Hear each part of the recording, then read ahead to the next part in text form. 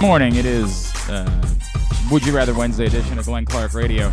So our friend John Miller from Alston Carlisle just stopped by. And like John's helping us out this year with the Tyus Bowser Show. We'll talk about that here in a second.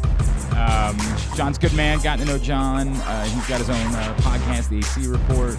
I really like John. And he told me last night, he was like, I'm going to bring by a pickle slushie for you. I said, okay, sounds good. I forgot about it. And this morning, he literally stopped by at like 9:45 with a pickle slushie. Now, he also ran away for some reason. I don't know what that's all about. John, he doesn't like the camera. I don't understand that. John disappeared. I can't tell you where this comes from because they're not a sponsor. No offense, we like our sponsors, and until you're a sponsor, I won't do that. But I'll say it comes to us from, God, there's really no way of how would I associate this word with something? It comes to us from a particular a drive-in fast food establishment. There's a few of them. Yeah. This one makes a pickle slushie. And I like the idea. And there's a non-zero chance, actually, that I've tried it before. I'm just being as honest as I can about this. I try so many things. There is a non-zero chance that at some point I went over there and I said, I'll see what that's all about. I'm a man who's made pickle popsicles before. I mean, like, I've done it all. I, of course, is that just a frozen pickle, or it's no, it's like a slush, actual yes, slush? You use pickle juice to make a popsicle. You put mixed pickle juice and sugar, and you make a popsicle. You freeze it in the freezer. And that was good? Oh, and we put actual pickle chips in there, too. It was fine by me. Everybody complained that there. In fact, the other boys tried one too. I think it was the day that Arditi was in here and Kyle at the time. They thought there was too much sugar, but Kyle's also a diabetic, so I'm not really sure if he. I'm not sure what his deal is. I think that means he's gonna die. I'm not really certain how that works. So I'll try anything. We tried the beer. The hot dog thing. I'll try anything once. The glizzy straws. So I'll try anything twice, maybe, if I've tried it before. This is the pickle slushie. It's tasty. It's tasty. It's the sweet and sour kind of all at once. It's tasty. It's tasty slushie. Like, you get a lot of the pickle. Yeah, it gets bitter. Yeah, it does. It does get sour. bitter. It starts sweet and then it gets bitter. I don't think I could consume. There's no chance I could consume the whole thing. Well, you got 2 hours. No. Yeah. No, I did not lose a bet. I do not have to do it. I know I'm a pickle connoisseur. I know I'm a man who enjoys all things pickles, but this is it. It's funny? Even smoothie places typically make their smoothies too big. The big smoothie chain, the one that makes, no offense, the worst smoothies, unless, of course, they want to advertise on this program, in which case they are the best. The big smoothie chain, I don't know how anyone has ever ordered anything besides a small at that place, because their medium smoothie is entirely too much. This is, here's the problem. You almost have to get it frozen. Because the ice, the slush, is great. But when you get just like the melted juice, it's just that's when you get the bitterness. Yeah. That's when you get the bitterness in the pickle slushy. Why don't you throw that back in the freezer? Okay. Why don't you go ahead and do that? Let me get another sip. You can have mine. In fact, I'm going to let you have that. But thank you to John Miller from Alston Carlisle for stopping by this morning with the pickle slushies and all pickle-related goodness that you would like to provide. I'm happy to take off your hands because I am a connoisseur. All right, good morning. It's Glenn Clark Radio. As I mentioned, it's a Would You Rather Wednesday edition of the program. A lot to do on the show today. At some point this hour, my buddy Drew Forrester, drewsmorningdish.com, is scheduled to stop by. We will hang out with him. We'll talk about the Orioles and the brouhaha last night against the Blue Jays. Also this morning, we will catch up with Tyrrell Pigrome. Kind of a crazy story for Tyrrell. Piggy, who was once upon a time the quarterback at Maryland, had his moments. Ultimately bounced around a couple spots, but ends up at Towson this year. They played a couple of quarterbacks on Saturday in their overtime win over Bucknell. We will talk to him about that. They get Morgan State. Big game on Saturday to be at United Stadium. Towson, Morgan State, the Battle for Greater Baltimore. We will chat with Tyrrell Pigrome about his journey.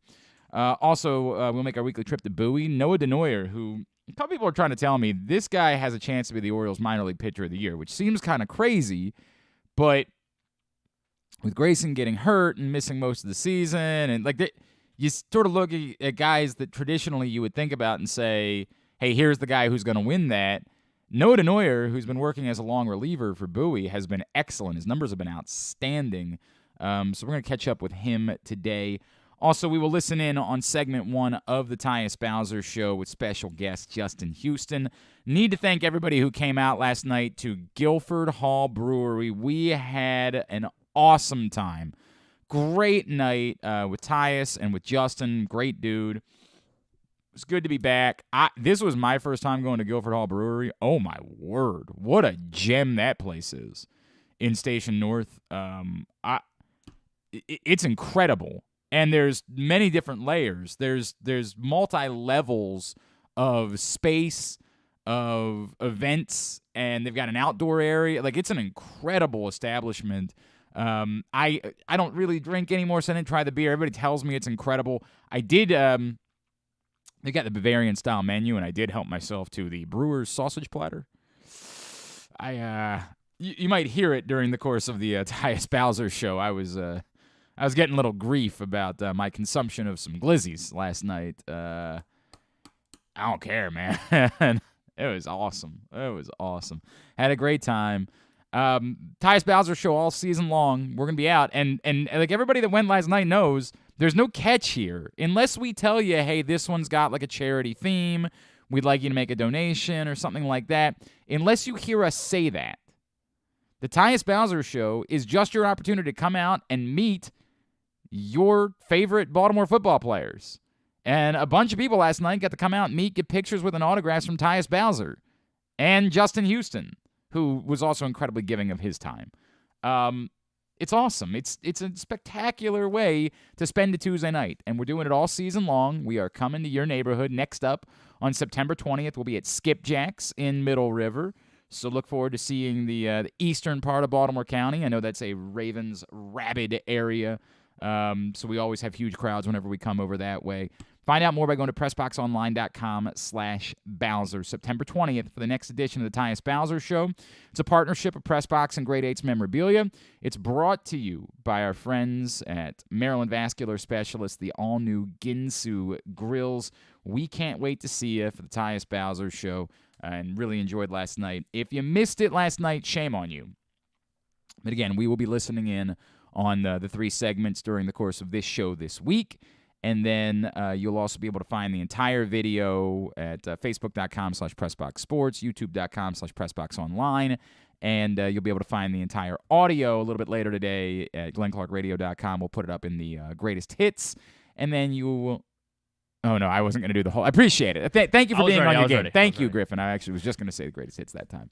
And also, you will be able to listen to it Friday night on 105.7 The Fan. So you will hear in its entirety the Tyus Bowser Show. Come hell or high water. And why those things would come, I don't know, but just in case. All right, so much-needed win for the Orioles last night. Really, essentially a must-win, which you could tell because Brandon Hyde sure as hell managed it like it was a must-win game. Went to Dylan Tate awfully early. There were people that were questioning, hey, why wouldn't... It's weird. He kind of said, I didn't want to do that on Monday when he went to Nick Vespi. Somebody might say, well, why not? If you were going to do it the next night, why wouldn't you have done it? Why was Tuesday must-win when Monday wasn't? You're facing the same team. You dug yourself quite the hole falling 4.5 games back. I don't have those answers, but I do understand. But there are only so many pitchers that Brandon Hyde can turn to, and this is part of the problem. For as much as, again, a lot of us said, hey, we understand the Jorge Lopez thing, the reality is that it left Brandon Hyde kind of with a hand tied behind his back because he only has 3 pitchers that he trusts coming out of the bullpen at this point. That's it. There's Batista, there's Tate, there's Perez, end of list. He's tried using Joey Crable in high-leverage situations. That has backfired. Brian Baker got off to a pretty good start to the season. Now it's a hold on to your butts every time he comes into a game.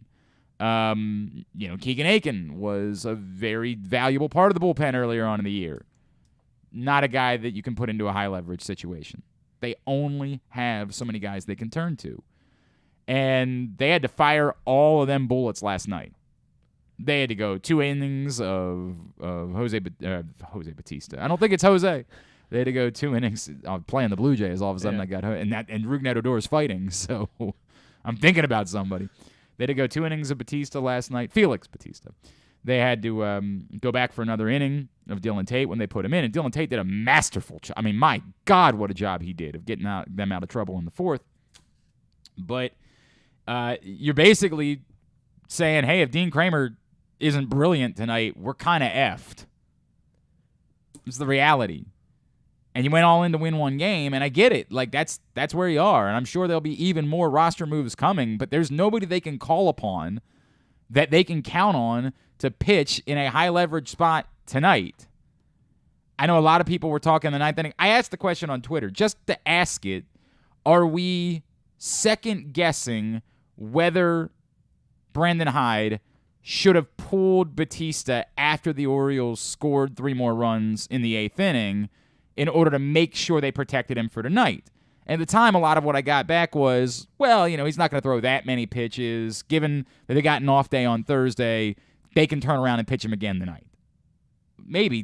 Figure out what the total number of pitches He was. threw 25. 25. Yeah, he threw 25. So even though he got into some trouble in the 9th inning, it's not like the pitch count got super elevated, but yeah, it's still dicey. I mean, it's still dicey. You definitely don't get him for more than an inning tonight. There's no way you can go back for a 2-inning appearance No. from Batista tonight. You're pinning a lot on Kremer. And now maybe the answer for tonight is that Jordan Lyles could be available out of the bullpen. Like, maybe, I don't know if that's the way that you want to use him. I don't know if I certainly don't think he's a guy that you want to put in with, like, runners on base.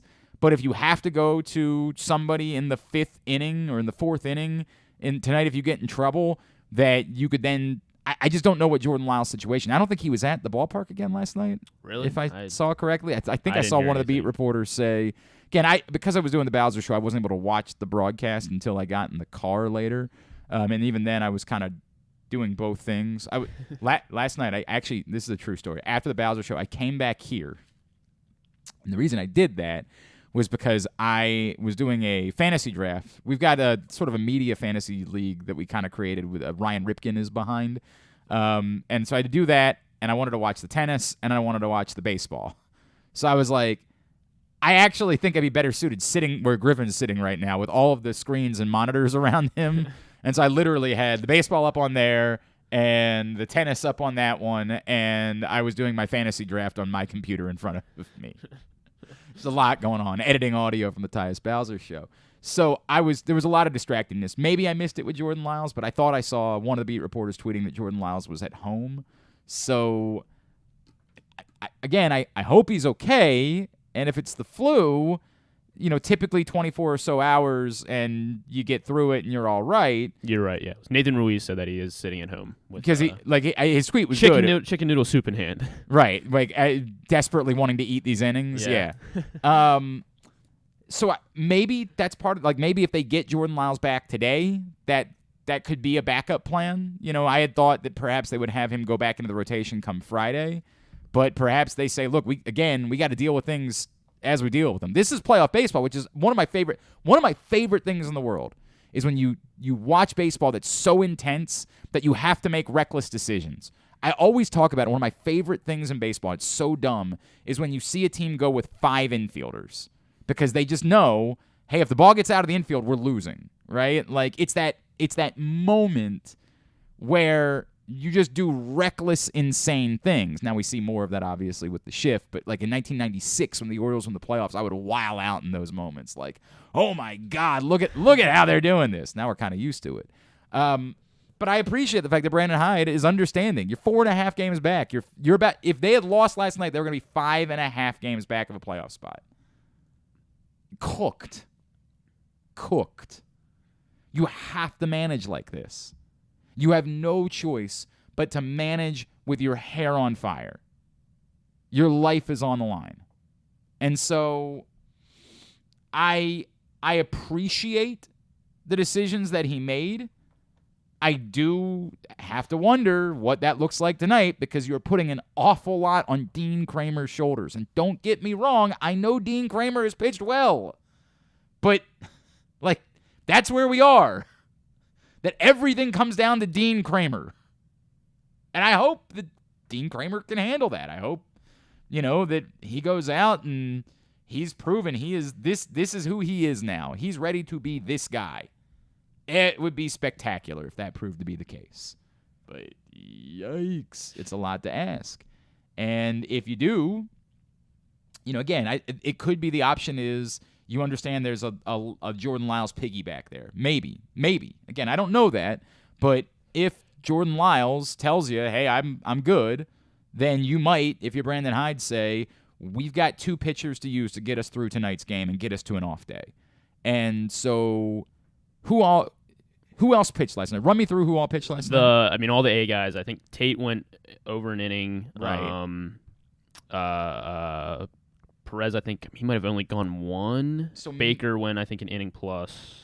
Well, yeah, Baker's not somebody that you Yeah. want to, you get it. So Tate went an inning in 2/3. Perez went an inning in a third. Let me look at their pitch counts here. Yeah, that's Perez threw 17, Tate threw 30, so Tate's probably... Yeah, Tate, I think, is definitely not an option. But Perez had 17. So, for example, there is the possibility that tonight, if the Orioles are struggling to score, and if the Blue Jays are up like 2-1 in the 4th inning and have 2 runners on base, that he goes to Perez and says, hey, in the 5th, Jordan Lyles is going to come in. I like that. And we'll ride Jordan Lyles for as long as we can, or whatever the scenario. Even if it's the 3rd inning, It might very well be that they go into the night assuming they have 2 starting pitchers, and that's what they're using to get them through this game. With, if needed, an A bullpen guy to bridge the gap in an early inning to get them to Lyles to say, well, Lyles has to go eat the innings. But the reality is, Lyles eating innings is all well and good. If the Orioles offense is struggling, you can't have the Jordan Lyles, he can pitch you 6 innings, but he's going to give up 4 runs in the process. That ain't going to work if the Orioles offense is struggling. I get it. They scored 9 runs last night. But are we expecting them to do that every night? Yeah. You hope that all of the other and we'll talk about it in a minute. You hope that all of the other nonsense from last night serves to be kind of a wake-up moment for this offense. You hope that is it invigorates them. It gets them going. Whatever it does, you hope that's the case. It led Rougned Odor to make a completely reckless decision to try to take second base, but obviously he made the greatest slide in the history of baseball. So, that's I can't criticize the man. He was safe. Legitimately safe. He got to second base. I understood.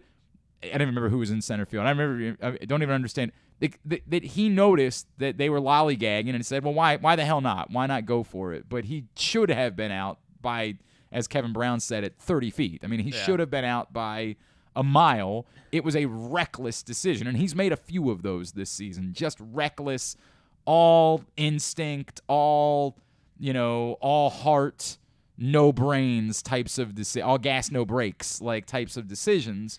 And again, it worked out last night, and thank God it did, because the Orioles, if Rougned Odor is out in that situation, that 3-run inning doesn't happen. And then they're only up by 1 going to the bottom of the 9th, where if you remember, they gave up a run. So thank God he was safe. I hope that this is the moment that the bats come to life, that this inspires them. Am I confident in that? No, of course not. Lord, I'm not. How could I be confident in that? And that's the tricky part about even going with saying we think we have a Jordan Lyles piggyback for tonight, if they do. And again, first of all, he's got to be healthy enough for that to be an option. The tricky part about that is, okay, but Jordan Lyles innings, not typically 6 scoreless. You're going to have to score some runs. And look, I am grateful that we're playing meaningful baseball. It's a lot of fun. It's a lot of fun to feel the energy, to have night. Like last night was a wild night, man. It was a wild night to watch a baseball game. But you're asking so much. You're asking so much. You're putting a lot on Dean Kremer's shoulders going into the night. I hope he comes through swimmingly. I mean, I pray that Dean Kremer is ready for this moment. Again, am I confident? Hard to be confident. Now, as far as all the extracurricular activity is concerned, it exhausts me. I know we're doing a lot of like rallying behind Rougned Odor for talking about putting Vladimir Guerrero on his back. I know we're doing a lot of that nonsense. And first of all, props to anyone for protecting Adley Rutschman. That part, let me start with. This goes back to like Ryan Jensen going after Kiko Alonso a few years ago. Dude, somebody on your team's got to realize this guy's the franchise. You ain't coming after him. You want to fight somebody, fight me. You ain't going after Adley Rutschman. So that part, protecting your guy, I got no problem with. I still don't fully understand exactly what happened here. Brian Baker ran his mouth, which, like, there's some irony there, Brian Baker being the one to run his mouth. But my God, man, like, this is baseball in 2022. Again, if you are such a man baby that somebody chirping or somebody celebrating a home run or celebrating a big play or whatever it is getting under your skin, dude, there's no room for you here at this point. Like, imagine Vlad Guerrero Jr. being this worked up about someone chirping. Imagine Teoscar Hernandez being this worked up. Like, those guys have never been excited about hitting a home run. I don't know what Brian Baker might have said. And if he said something... obviously don't know. But it looked like he was just, like, kind of just going... I don't know. Like, he was just, like, kind of, like, doing this. I think. So, like, he was, like, they were, like, I guess they were saying something from the dugout. So and he just looked at them and then went like this. Right. Like, if you're that worked up about that, you have a problem.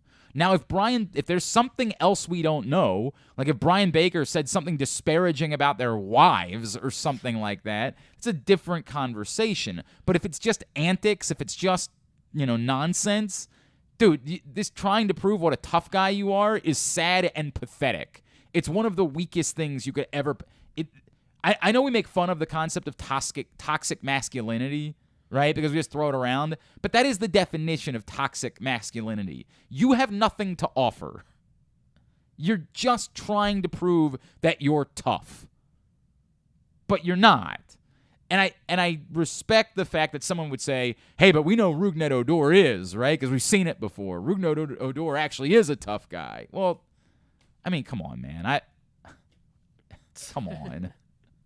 Like, he's not fighting 5 rounds in the octagon on Saturday night. He punched a guy once. I'm the least tough human being on the face of the planet. I've punched somebody before.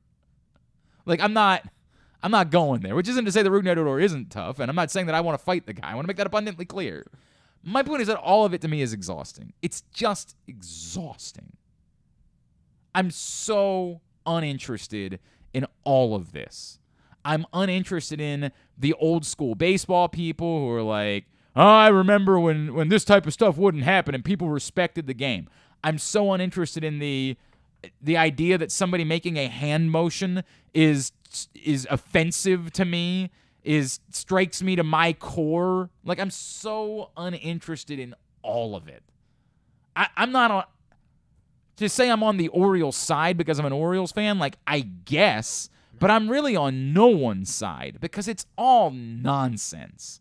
It's all so effing exhausting. If somebody's coming after Adley Rutschman, I appreciate defending Adley Rutschman. I appreciate Rougned Odor saying we can't have that guy getting into a fight.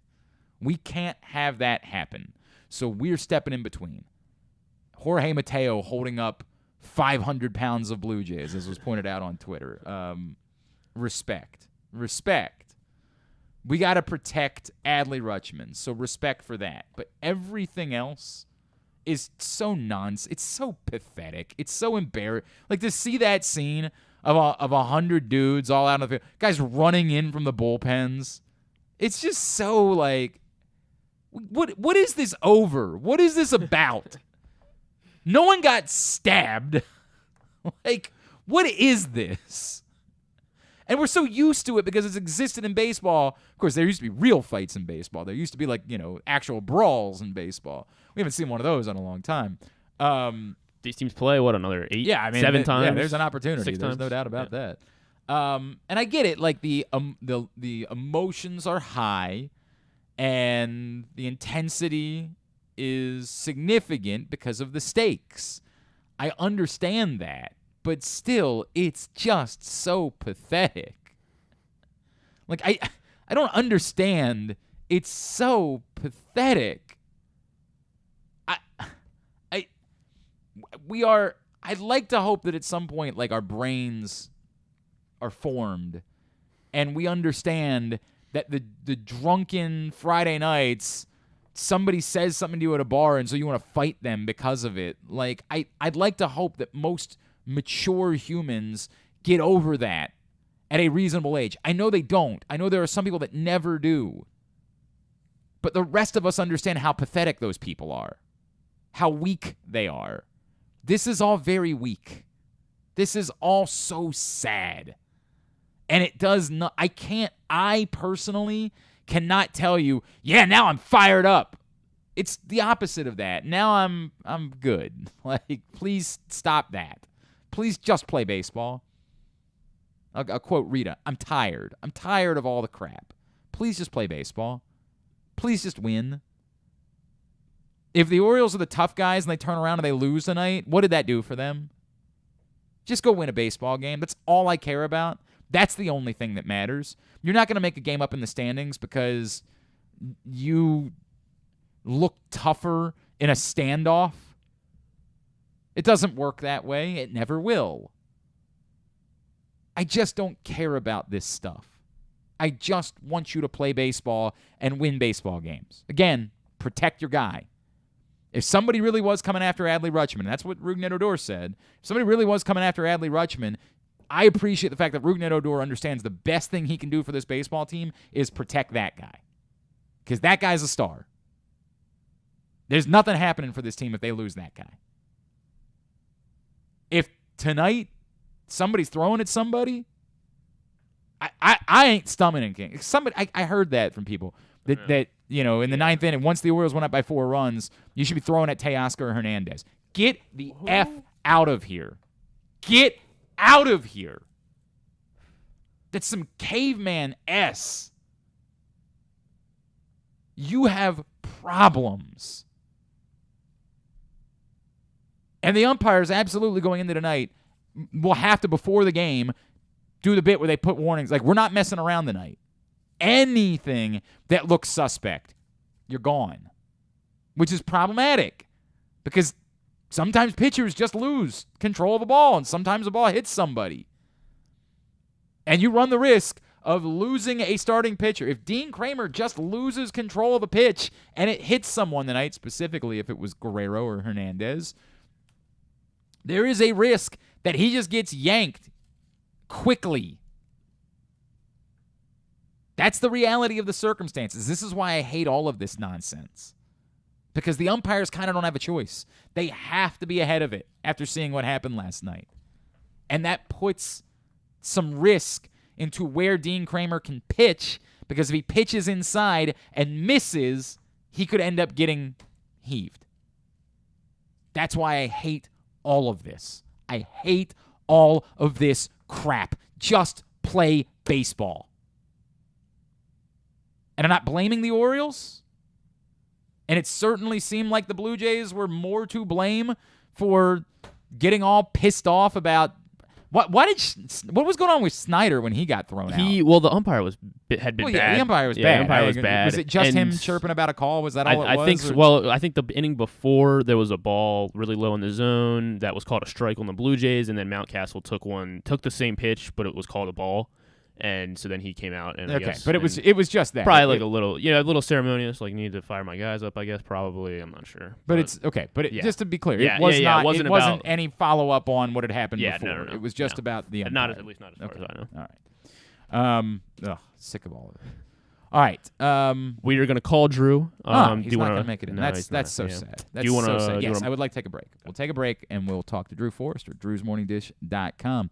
Hey, if you missed it yesterday on top of our show, Stan the Fan had a great show with our buddy Danny Black, Baltimore Sports Collectibles.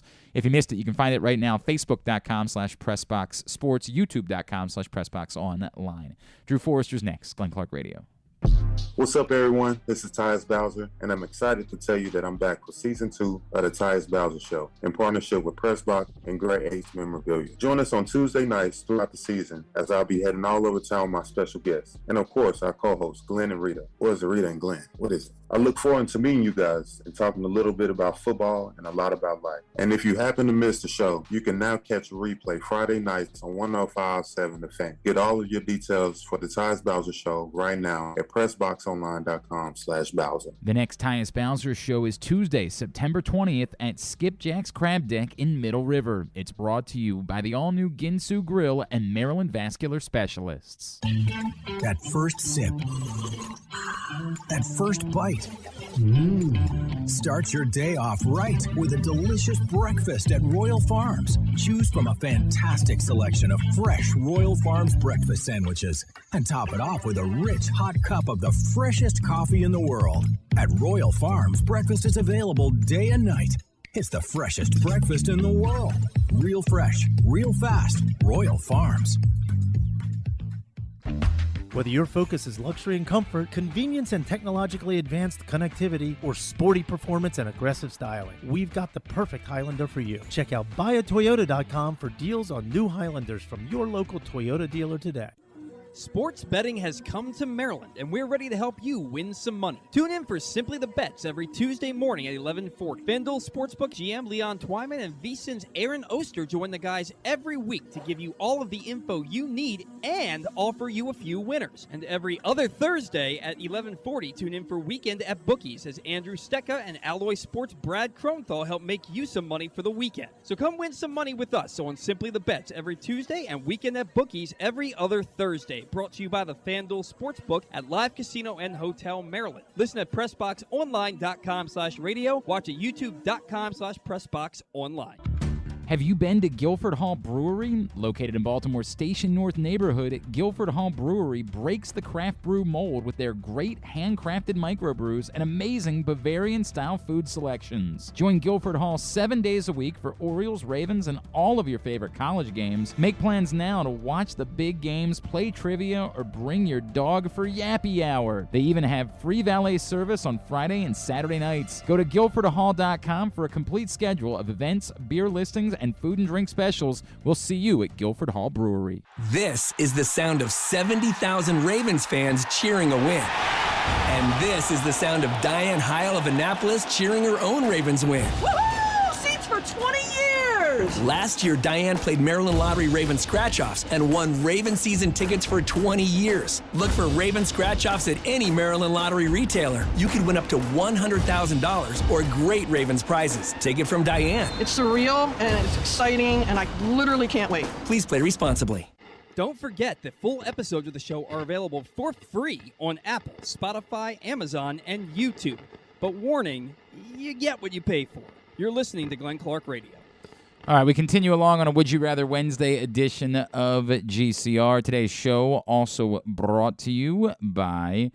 this one's brought to you by the print issue of PressBox, which is available right now at your neighborhood Royal Farms, any of the hundreds of locations around town where you find PressBox, or read it all, PressBoxOnline.com. On the cover, that's Mark Andrews. He's larger than life. His path to NFL stardom was not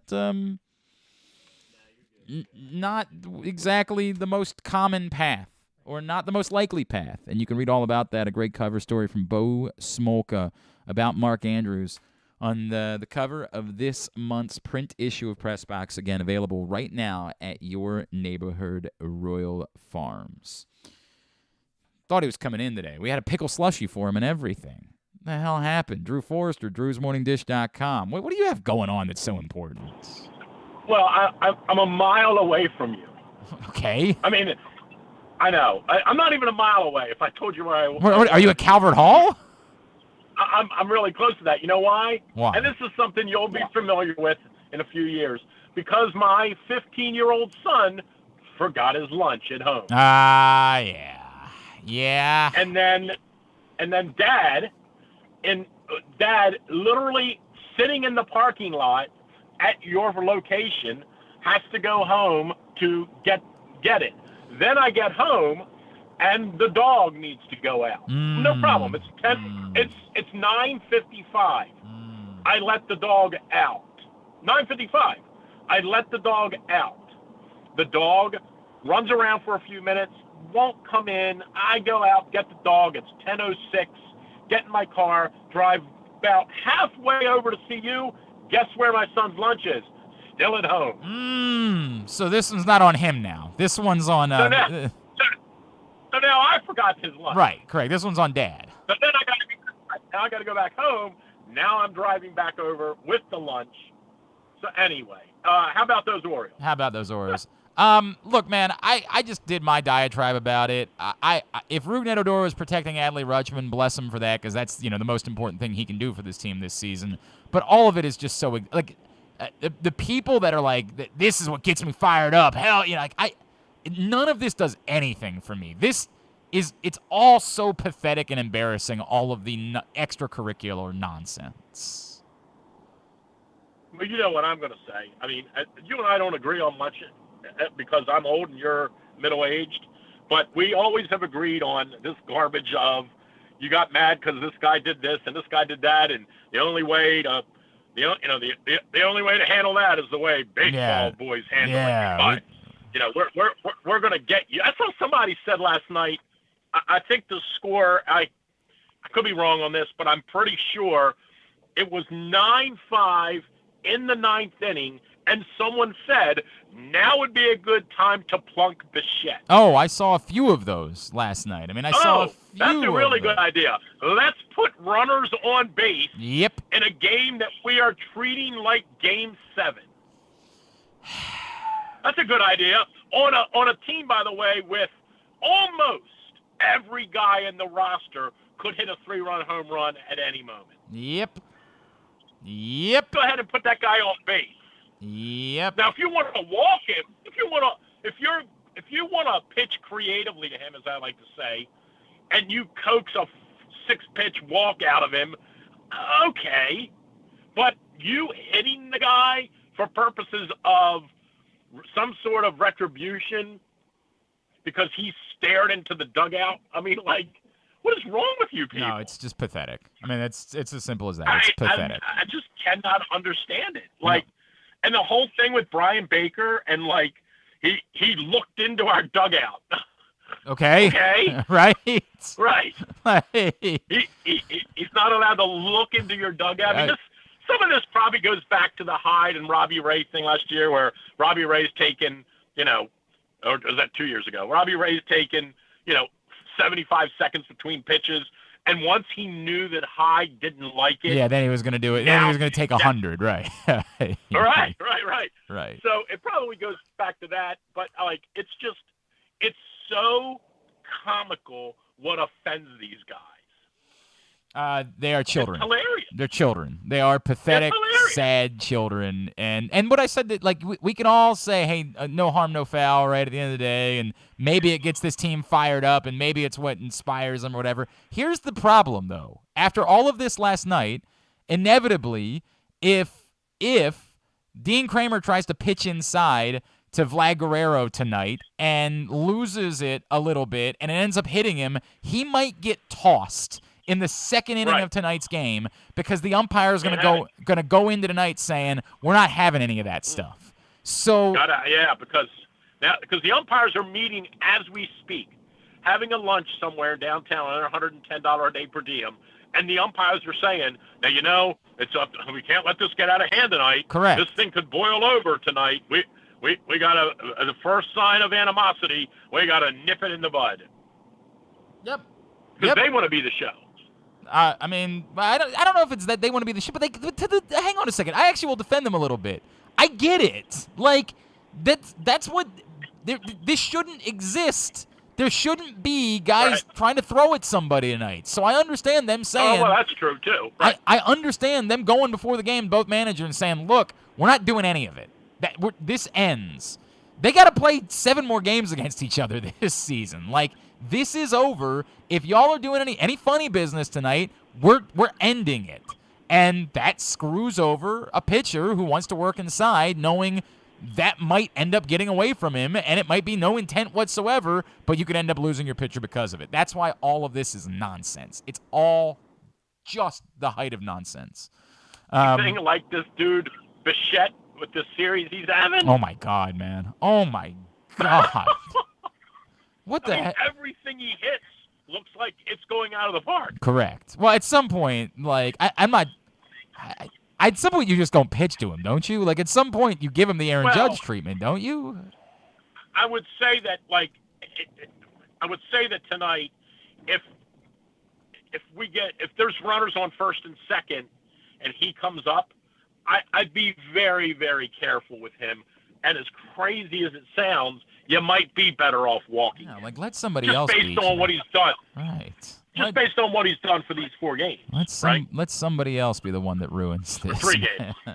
Yeah. It's incredible. It's unbelievable. It really is unbelievable. I mean, they just can't get him out. Now, the catcher also, the catcher had 4 hits last night, too. Yep. But it's still, it's pretty remarkable just to see every time he comes up, it's either going out of the park or it's going out there somewhere where no one can catch it. So Brandon Hyde managed the game last night with his hair on fire, obviously. Like, managed it as if it was a playoff game. And I get that. I understand where he's coming from. But what comes out of that is, okay, this one's just as important tonight, and you're essentially saying, hey, everything's going to come down to Dean Kremer because we ain't got much to turn to in the bullpen at this point. Like, you're putting your season in the hands of Dean Kremer this evening.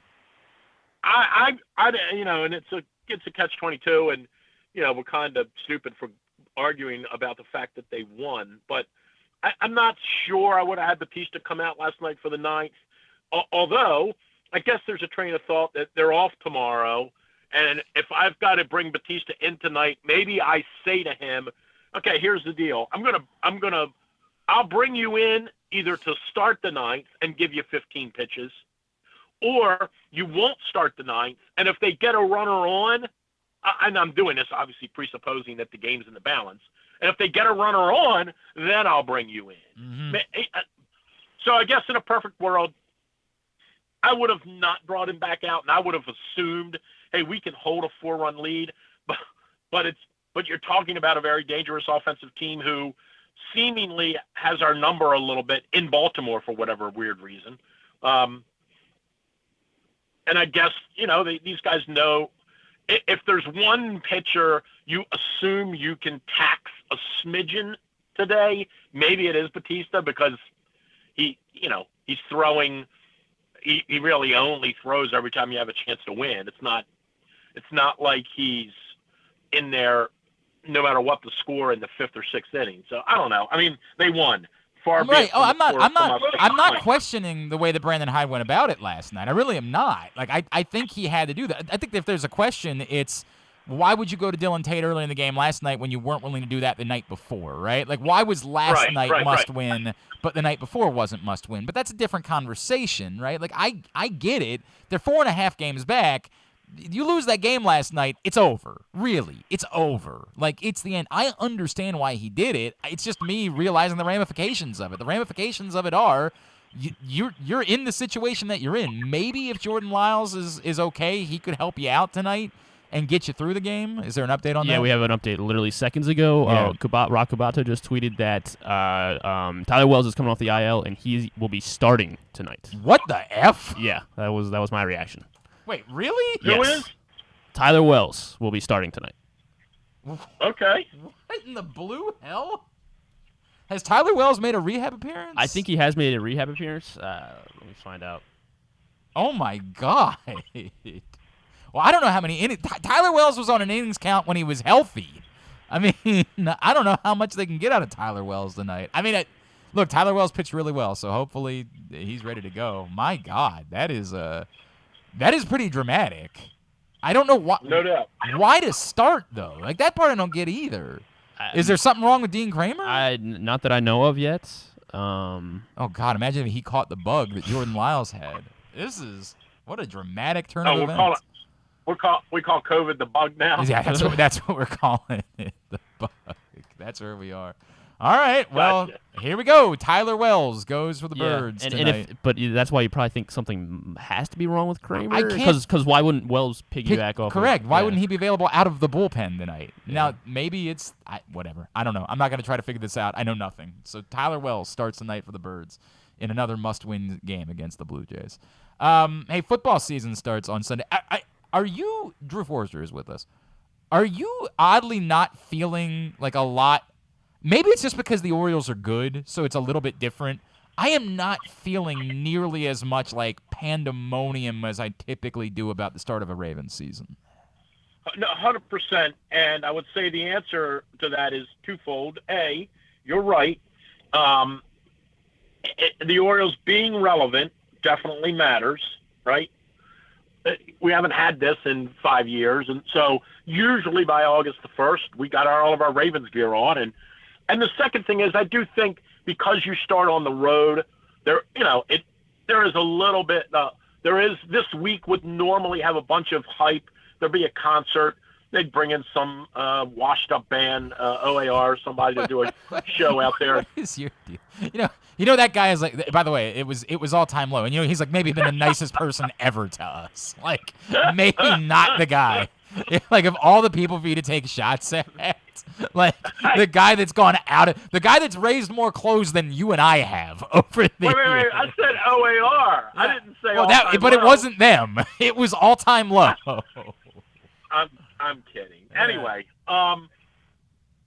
anyway, hold on a second. Somebody's calling. By the way, they started on the road last year for the record, and I felt way more a year ago. I think the other part of it that I think is true. I think we are worn down by the conversation entirely being about Lamar. Like we've barely talked about the football team. We've barely talked about everything has been so Lamar-centric. And I do think there's also a part of it where there is a percentage of the fan base that's like genuinely concerned about the situation. Like, how is this going to play out? I would agree, but let me say this too. I will say, and I don't even really know the creative way to say this because I'm not going to say it would offend you or me, people that do this, but like 10 years ago, the menu for consumption of Ravens talk was very limited in this town and all over the country. Sure. But in this town, the menu was very limited a decade ago.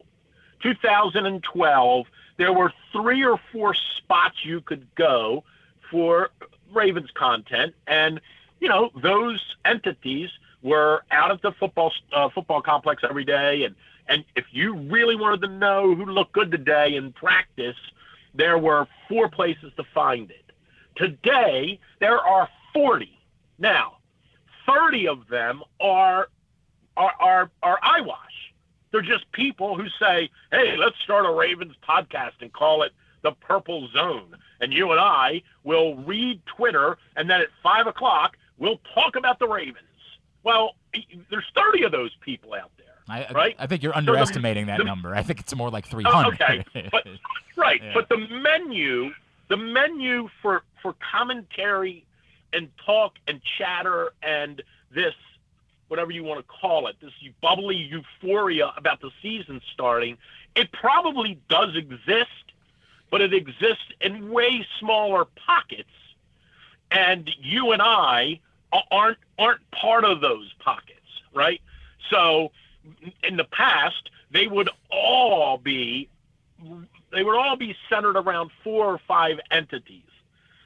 Now they might be 300 of them, and like you could get, as crazy as it sounds, because our boss used to say to us, our real boss Paul would say, you can't ever talk about the Ravens enough. Right. He would say that, like, just talk about the Ravens. Literally, he'd walk into me on a Monday in May and say, "What are you planning on? What are you planning on doing today?" And I'd say, "Well, for like the first 20 minutes, I was going to talk about how the Ravens don't have any wide receivers." He'd say, "Why don't you do that for 4 hours?" Right.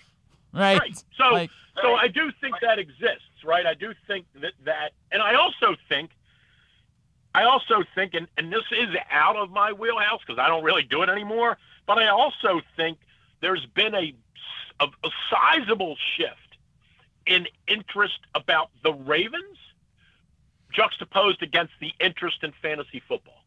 Okay.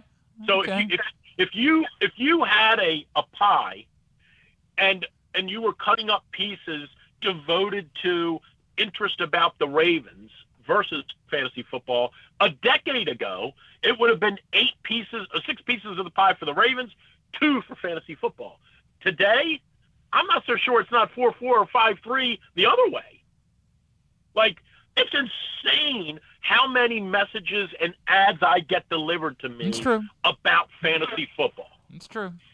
By the way, good news also, we learned yesterday that mobile betting, it's finally taken the next step and should be here just in time for football season to be over. So that is some good. The Masters, yes, right. Correct. Right, just right. in time for that. Well, we can't. That's a great point. All right. With that in mind, Would You Rather Wednesday today is a Ravens opener themed version of Would You Rather Wednesday. It's brought to you by Glory Days Grill. Glory Days Grill's got a fall seasonal menu that will be coming next week. I will have some updates for you, and I'll be looking forward. I believe they're swinging by. You might want to plan on being here next Wednesday, Forrester, because I think there might be some gifts in studio next Wednesday from our friends at Glory Days Grill. Of course, they always have the best wings, ribs, and burgers. GloryDaysGrill.com in order to get your order in. Would You Rather Wednesday number 1. Look at. I sent you a text right before you and I started talking. Did you see it? I saw it. Okay. Yes. Would you rather? I can promise you that Ronnie Stanley is going to be healthy all season long, and Lamar is going to get a deal done before Sunday's game. If you eat a Richard Petty sandwich, which is something that came about, we learned last week that famed NASCAR driver Richard Petty, apparently his favorite sandwich is just mayonnaise and black pepper and no other things. And you need to go look at it to understand what I'm really saying, because it's a big old layer of mayonnaise and a layer of black pepper. More pepper than you've ever seen in one situation in your life on both sides of the sandwich. So you have to eat one of those every day until the Super Bowl, but you get the guarantee Ronnie Stanley's staying healthy, Lamar's getting his deal done, or you choose not to and you just take your chances. I'll take my chances. That's where I am. There's no chance. Yeah. No. I'll pass on it. No chance of it. No chance of it. If you'd have said, Mugu Gai Pan or chicken egg foo young or something. Well, you're going to do that anyway. But I'll pass on the sandwich. Yeah, no I'm pretty sure for a couple of years you did do that every day at the Asian Kitchen out in Owings Mills.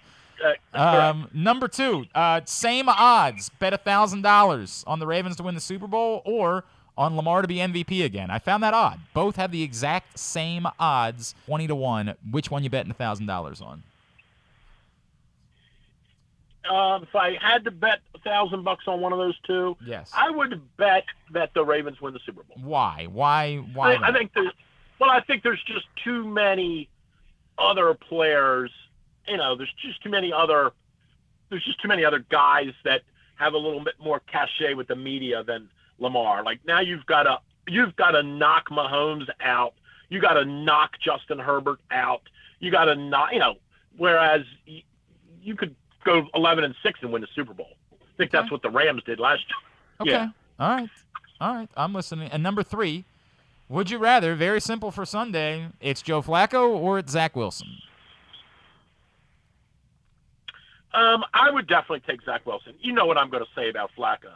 If he plays, I'm very, very concerned about the football gods getting involved. It's interesting. That's interesting. I'm telling you right now, I think the Ravens could win this game the way they beat the Dolphins a few years ago, whatever it was, 80-6. Right.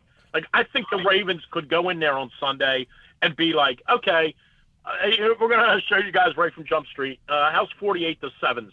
Mm-hmm. I think they could do that. But I can easily paint a picture where if Flacco starts, something weird happens, and he throws the ball into the end zone with 24 seconds left. It gets tipped up in the air and caught, and they win 17-16. Because that's what the football gods do, right?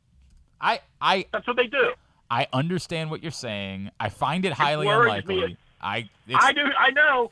But if they play Zach Wilson, we win 44-7. It's the reason I'm asking the question. It's the reason because I know that, and I tried explaining this to a lot of we had James Lofton on yesterday. I'm trying to explain to James Lofton. Everyone in Baltimore is worried about Joe Flacco. It's the strangest thing for a guy that does not look like he can be a quarterback in the NFL any longer. Like the last times we've seen him, everybody in Baltimore is very worried about the idea of Joe Flacco playing on Sunday. No question. It is. I don't need to see it. I don't need to see him at all. I don't need to see him come in with 8 minutes left. I just don't need to see him at all. I mean, I understand what it is that you're saying. I really do. I understand what you're saying. Hey, everybody's all fired up about LIV Golf, right? It was a huge. Everybody's fired up, but no one got to see it. Well, But they're gonna gonna they're gonna end up on Fox, right? That's gonna end up happening inevitably. I would assume so. I mean, but what is there? Is there any reason? Do the Murdochs have any issues with Greg Norman? I would think the Australian thing. Yeah, remember when Greg Norman got canned from their coverage 5 or 6 years ago? He had some uncomplimentary things to say about Fox. Okay. I don't know that would matter if the Saudis come around with $250 million and say, "Are you willing to forgive what Greg said?" Right. My guess is Fox would say, "Of course we are." Well, I mean, we're a forgiving group. But they love Donald Trump, and Donald Trump is basically the reason this thing exists, right? So, I would think that they'll be able to bridge. No, I hear you.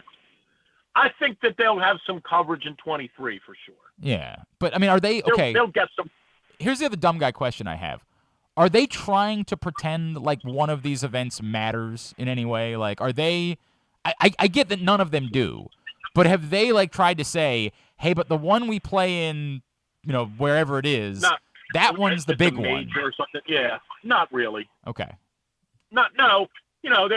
I think they're satisfied with where they are, which is we have a group of really, really good players. We play music. We have parties, and we have bouncy things for the kids, and you can hit golf balls into a net. And, I think they've developed what they believe is a good platform for a golf tournament, which is there's all these other things going on. Oh, and by the way, there's a golf tournament going on too, if you want to go out and watch those guys play. Okay. All right. I mean, that's that. I saw people very bothered by the. Wait. This is I can't believe I'm asking this question. I saw people this weekend that are bothered by apparently they let their golfers wear shorts when they play. They did for a round as an audition, and I think they're going to continue to do it. Why? It just fits the model of we do things different. But why do people get worked up about that? What is the problem with that? Just because it's nothing other than it's never been done. Okay, if that's all it is. Look, I don't support what they're doing in any way, but I mean, it's 1,000. I think it's amazing to me the tough guy mentality when it comes to heat. People don't die in the heat. People die in the heat. And it's hilarious to me the way that we operate in, well, suck it up, Sally. No, somebody's going to die. I'm not sure if you're aware, lots of people have died because of the heat. Maybe it's not the worst idea to think about whether guys should be able to wear shorts. No, I completely agree. And I think it'll become – I think there'll be a time on the PGA Tour down the road when players can wear shorts. I got to take Ethan his lunch. All right. He's waving at me. Have a good day, pal. I appreciate you. DrewsMorningDish.com. Listen, next Wednesday, make sure we get that Asian teriyaki sauce on the wings. Oh, the Korean No. 2 sauce? It's incredible. Well, they're going to bring us something from the fall seasonal menu, I think, is going to be the plan. Look at you trying to put in orders. Who do you think you are? All right. I'll talk to you next week. I'll be there. All right. See you, buddy. Drew Forrester, DrewsMorningDish.com. Yeah, I heard a rumor about Glory Days Grill maybe stopping by next Wednesday. It doesn't do anything for any of our listeners, just for us. I mean, you can listen to us describe the delicious food. It's like that scene. Which American Pie movie was it where he had to eat the dog poo? I unfortunately cannot help you there.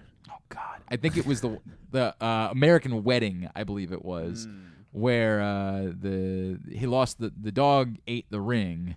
It's it's truly disturbing. I mean, it's one of the more disturbing scenes in a film it was Wedding. You're right. I've ever seen. Please describe it for the lady. Describe the taste. It's chewy. I have the scene you. We can play it. No, Okay. I'm good. Okay. I'm good. Well, go ahead. Huh? Well, maybe not. Maybe not. Is the volume up on the YouTube clip? What you have in your hand there? This one? No, the other one. It's chocolate truffle. Ooh, yummy. Where did you get that? Oh, the caterer said she was saving the truffles for tomorrow. You sneaky devil. Well, hey, I managed to sneak one right past her. Oh, come on, this woman loves chocolate. At least give her a tiny nibble. Give it to Mama. Mama don't want this. This is the only piece that I have. Idiot. We'll break it in half. Come on. You know what? Let's just leave the surprises till tomorrow, huh, guys? It's going to be a great day. I'd like my surprise right now. No, Come it's on. mine. No, Steven, no, give it to me. no. Give me the darn truffle. Oh, Steven, that is so selfish. It's good. Is it? Is it sweet? Oh. So sweet. Close your mouth when you chew, Steven. Don't do that. At least you can describe to the lovely woman how delicious it is. That's the line that I was looking for. Describe to the lovely woman. Well, tastes like twigs and berries. Is it Swiss or French chocolate? Maybe German. Oh, really? Is it creamy? Where did you go? Yeah, No, I think we easy to go down, right? Such a disturbing moment. It's not a very look. Nothing after the first one was really all that good. The second one was okay. After that, it was just all very downhill. All very downhill. I don't know how we got there from Glory Days Grill. But yeah, Glory Days Grill. We're doing that next Wednesday. Hey, today's show is also brought to you by the FanDuel Sportsbook at Live Casino and Hotel Maryland. It's the best place to watch and bet on all sports, including Week 1 of the NFL season. This week, you make a bet in the FanDuel Sportsbook of $50 or more. Any football bet, $50 or more. You're a Live Rewards member. You're registered to be a part of Sunday's FanDuel Combine with great prizes, free food, and the best atmosphere you could ever ask for in the Hall at Live for watching the Week 1 games. That's all you got to do. Get to the FanDuel Sportsbook this week, literally up until kickoff on Sunday. You could show up on Sunday before the games, make your $50 bet, and then you're in for the FanDuel Combine on Sunday afternoon. Oh, man, it's going to be a great day in the Hall at Live for the FanDuel Combine. Get down to the FanDuel Sportsbook this week at Live Casino and Hotel Maryland. Let us shift gears. Towson football opened up their season on Saturday with an overtime win against Bucknell. And we got to see our next guest get back on the field. He is now quarterback at Towson University. Of course, you remember him previously from his time at Maryland, and it's kind of come full circle back in the area. It's a pleasure to welcome back to the show Tyrrell Pigrome, Piggy as we know him, who's back with us here on GCR. Tyrrell, it's Glenn and Griffin. It's great to chat with you, man. Thank you for taking the time for us. Thank you. Nice. Thank you for having me. Absolutely, dude. It's good to chat with you. Can you, kind of take us through how this all came about for you, how Towson University ended up being your home to wrap up your college football career? Well, it was really just when I took my visit here, just me and the guys and the coaches, just feel like, it's a good place to be in. I feel like even when I was at Maryland, I feel like this area, Maryland's a good area, just like the DMV area is a good area to, be in, live in, have everyone to, see it. And, just the bond with the coaches and players was good, too, when I came on my visit. I was going to ask, was there something special about being back in the area? Did it feel kind of wild to you? Holy crap, I'm back here now. Did that really kind of... I mean, kind of not really, because even when I had left, I was still come back up here. You know what I'm saying? So I was still back and forth a little bit, even when I had left, because all my friends I made here. You know what I'm saying? My girl, she stayed up here too, also. So just be back and forth, and plus I like the area, like I said. So it really wasn't nothing new for it. Just okay, I'm here. It's a new blessing, opportunity. That's how I felt for me. Really, just a new blessing, opportunity. That's cool. Were you aware of any of the history that Rob and Towson have had with transfer quarterbacks and guys that came here and the Flaccos of the world? Were you aware of any of that when you made your decision? No, sir. But I had found out about Flacco as I was talking to the coach about what type of player he was, what kind of guy he was, and obviously I heard some great things about him. So yeah. Okay, so it was just this to you was just a good fit. That's all it was, which is really cool. I mean, that's really cool the way that it worked out.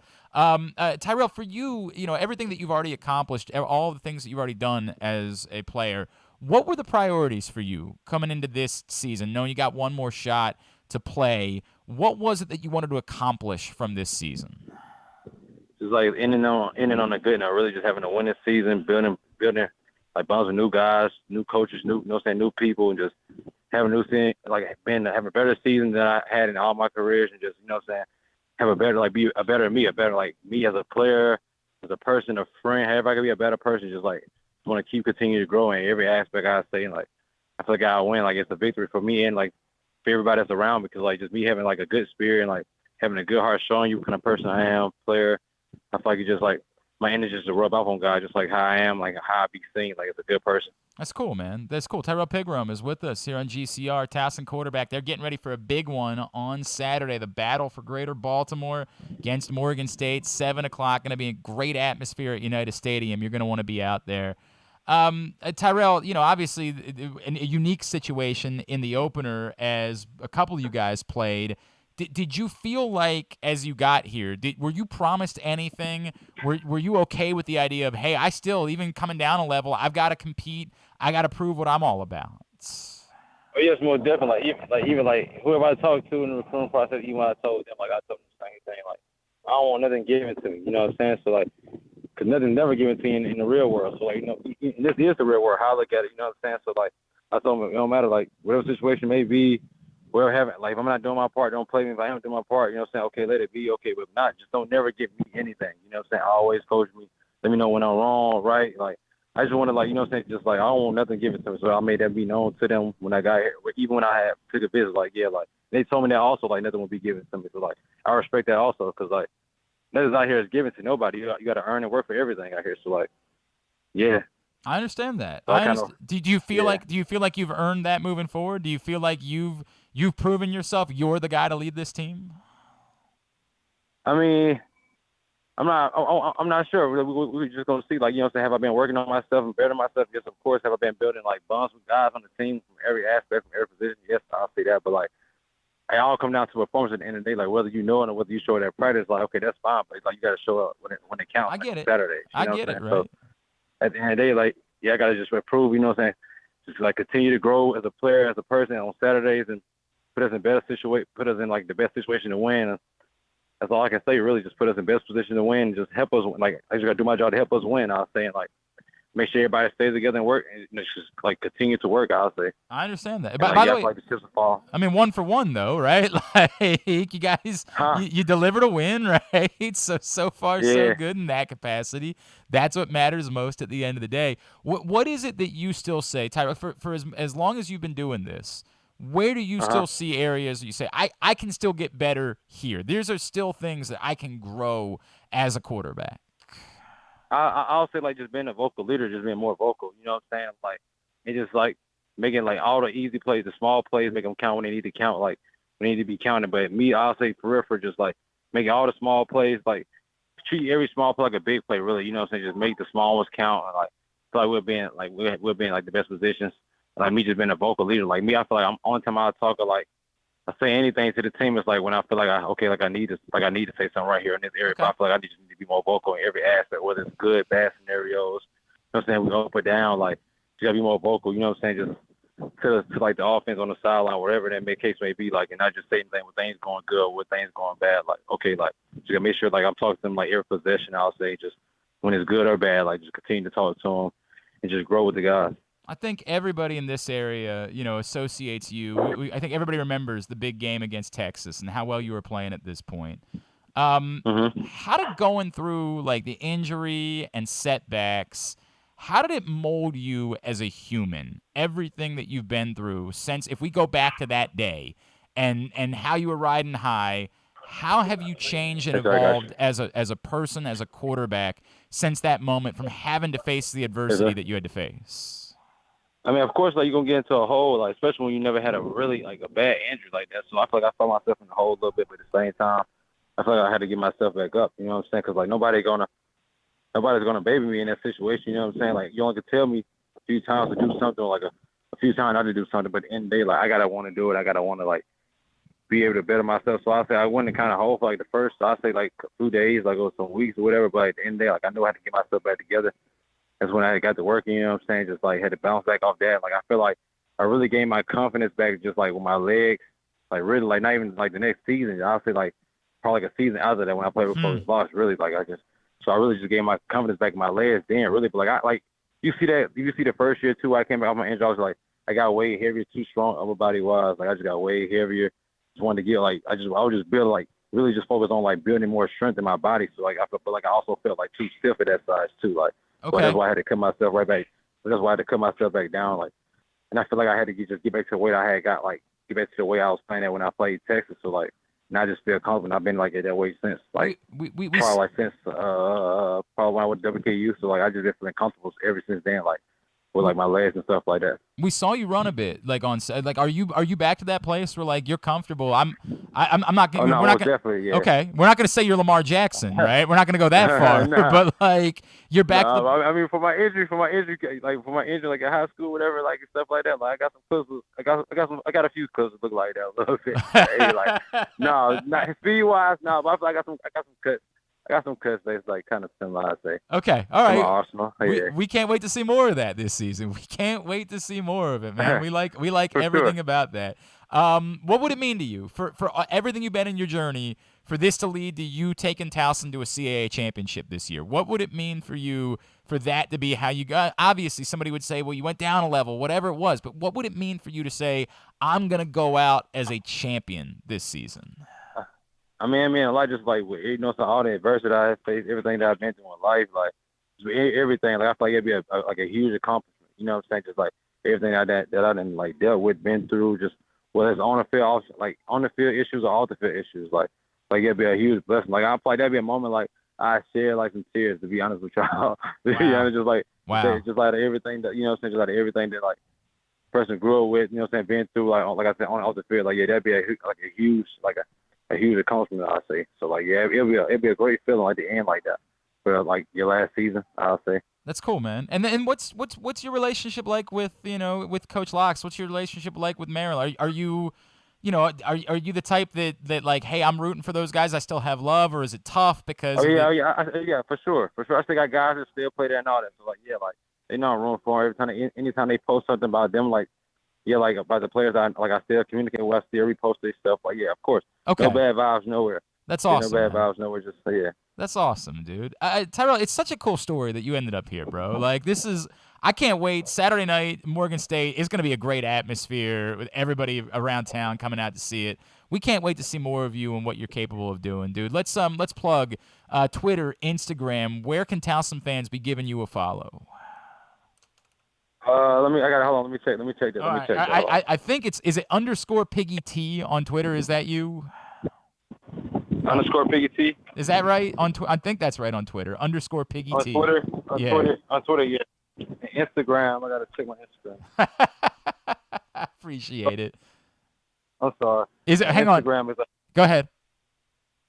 Instagram is tpiggy_1. tpiggy_1. Give him a follow there. Hey, Tyrrell, congratulations on getting a big win to open up the season, man. We can't wait to see what's in store for you the rest of this year at Towson. Best of luck, dude, and thank you for taking a few minutes for us this morning. Yes, sir. Thank you. Thanks for having me. Absolutely. Tyrrell Pigrome, cool story of a guy who's been through a lot. He's kind of been through the grinder and is looking to go out on a high note, and a good opportunity for him at Towson as he tries to mesh with the crew there, and they grind one out in overtime against Bucknell. They get Morgan State next. It will get more difficult as the season goes along. They got to improve as they head towards conference play, but winning is what matters, and we look forward to seeing more Tyrrell Pigrome. So that's cool, and it's cool that he says, look, I got no hard feelings towards Maryland. Tyrrell Pigrome was a huge part of why we associate Maryland with dominating Texas. In that first game down in Austin, he was lighting the world on fire before he got hurt. So I think Maryland fans think pleasant thoughts for the most part when they think about Tyrrell Pigrome, and there's sort of a what could have been if he had not gotten hurt, how that might have gone for him. Ultimately, he ended up moving to Western Kentucky, and he's made a couple more stops as this is it for him finishing up his career at Towson. All right, when we come back in, Noah Denoyer, we're going to go to Bowie. We make our weekly trip to the Baysox, and we will catch up with someone who's been pitching really well this season. We will talk to him next. It is a Would You Rather Wednesday edition of the program. Continue to get your responses in at Glenn Clark Radio on Twitter, Facebook.com/Glenn Clark Radio. Someone is winning a $25 gift card to Glory Days Grill just for participating in Would You Rather Wednesday with Glenn Clark Radio. Stan the Fan here, welcoming back one of my favorite sponsors, the Costas Inn. And everybody around Baltimore knows the Costas Inn is a great place to go and grab crabs, steaks, salads, soups, whatever's on your mind to eat in person. But did you know that the Costas Inn has upped their game? They are now one of the premier takeout places in Baltimore. Give them a call now to order your food, 410-477-1975. That's the Costas Inn, over 4100 North Point Boulevard. What's up, everyone? This is Tyus Bowser, and I'm excited to tell you that I'm back for Season 2 of the Tyus Bowser Show in partnership with Pressbox and Great H Memorabilia. Join us on Tuesday nights throughout the season as I'll be heading all over town with my special guests. And of course, our co-hosts, Glenn and Rita. Or is it Rita and Glenn? What is it? I look forward to meeting you guys and talking a little bit about football and a lot about life. And if you happen to miss the show, you can now catch a replay Friday nights on 105.7 The Fan. Get all of your details for the Tyus Bowser Show right now at PressBoxOnline.com/Bowser. The next Tyus Bowser Show is Tuesday, September 20th at Skipjack's Crab Deck in Middle River. It's brought to you by the all-new Ginsu Grill and Maryland Vascular Specialists. The latest edition of Press Box is available now. On the cover, Bo Smolka profiles Ravens tight end Mark Andrews' path to NFL stardom, from his late decision to play the sport full-time through having to overcome type 1 diabetes and more. Also, inside, we introduce you to football players at Maryland, Navy, Towson, and Morgan State. And we give you everything you need to know for betting football this season. Press Box is available for free at over 500 area locations, including 60 Royal Farm stores. And you can always find the entire edition, as well as the best daily coverage of the Demos, Ravens, and Terps at PressBoxOnline.com. Make the most out of every day in your Toyota RAV4. Available in hybrid or gas-only models. A RAV4 can get you where you want to go in style. Check out buyatoyota.com for deals on new RAV4s from your local Toyota dealer today. Come experience Maryland's #1 sportsbook this NFL season at the FanDuel Sportsbook at Live Casino and Hotel, the ultimate place for any sports enthusiast. Take advantage of our 24/7 kiosks, massive video screens, and watch all the action from the best seat in the house. With more money paid out than anyone around, make every moment more at the new FanDuel Sportsbook at Live Casino and Hotel in Hanover, Maryland. Please play responsibly. Gambling problem? Please call 1-800-GAMBLER or visit mdgamblinghelp.org. Come in for Glory Burgers, Glory Wings. There's glory for everyone at Glory Days Grill. Enjoy their award-winning burgers, ribs, and wings, or try the fresh salads, hand-cut salmon, or the scrumptious sandwiches. Yum! Come in for the daily specials every weekday, like $7.99 burgers on Mondays and $6.99 nachos on Thursdays. Dine in and let us serve you, or order online at glorydaysgrill.com and take it home. That's glorydaysgrill.com for a location near you. Glory Days Grill, great food, good sports. To follow the show on Instagram, it's just Glenn Clark Radio. And to follow the show on OnlyFans, wait, I don't think you're supposed to know about that one. Any hoodle, take it away, boys. Back in here on GCR as we continue on a Would You Rather Wednesday edition of the program. Today's show is also brought to you by Guilford Hall Brewery. That's where we were last night. Man, did we have a good time hanging out at Guilford Hall Brewery. The food is outstanding. The atmosphere is incredible. It's a beautiful spot. 1611 Guilford Avenue in Station North. And there are so many levels. You can host your own events there. They're going to be open 7 days a week starting this Sunday. And they are hosting a huge Ravens kickoff party on Sunday.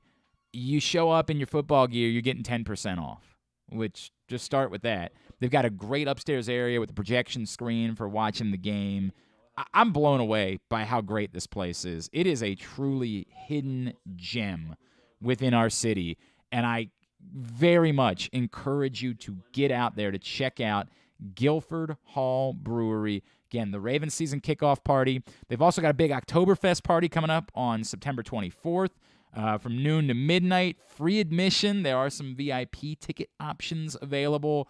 Stein holding contest, Dunk the Brewer. I mean, it's a traditional Oktoberfest party, but they're going to be hosting at Guilford Hall Brewery. Find out more by going to guilfordhall.com. Again, that's guilfordhall.com. If you have not been, I cannot encourage you enough to check it out. It is truly one of our city's hidden gems, Guilford Hall Brewery in Station North. Now, it's time for us to make our weekly trip to Bowie to chat with a member of the Baysox, and our next guest is having quite the season. In fact, I think that he's very much going to be in the discussion for the Orioles minor league pitcher of the year honor this season. He is pitching to a 2.78 ERA in 68 innings with a 0.94 whip. He's Noah Denoyer, and he is with us now here on GCR. Noah, it's Glenn and Griffin. It's great to chat with you, man. Thank you so much for taking a couple of minutes for us. Yeah, of course. Thank you for having me on. Absolutely, dude. Noah, I just want to talk about you and your role. I can't imagine, as you're coming into your pro career and, you're trying to establish yourself, might not be the easiest thing to do in like a long relief role. Like I think most guys would say, hey, I want to be establishing myself as a starter and a frontline guy to get to the big leagues, or a high leverage late inning guy, something like that. What does it take to focus into the unique role that you've been thriving in this season? I think it's just all focus, and not trying to do too much out of what your normal routine would usually be. Like I kind of stick to like my starter routine for the most part if I know I'm going to be going multiple innings that night. And then when I get ready, just try and get in there and attack the strike zone early.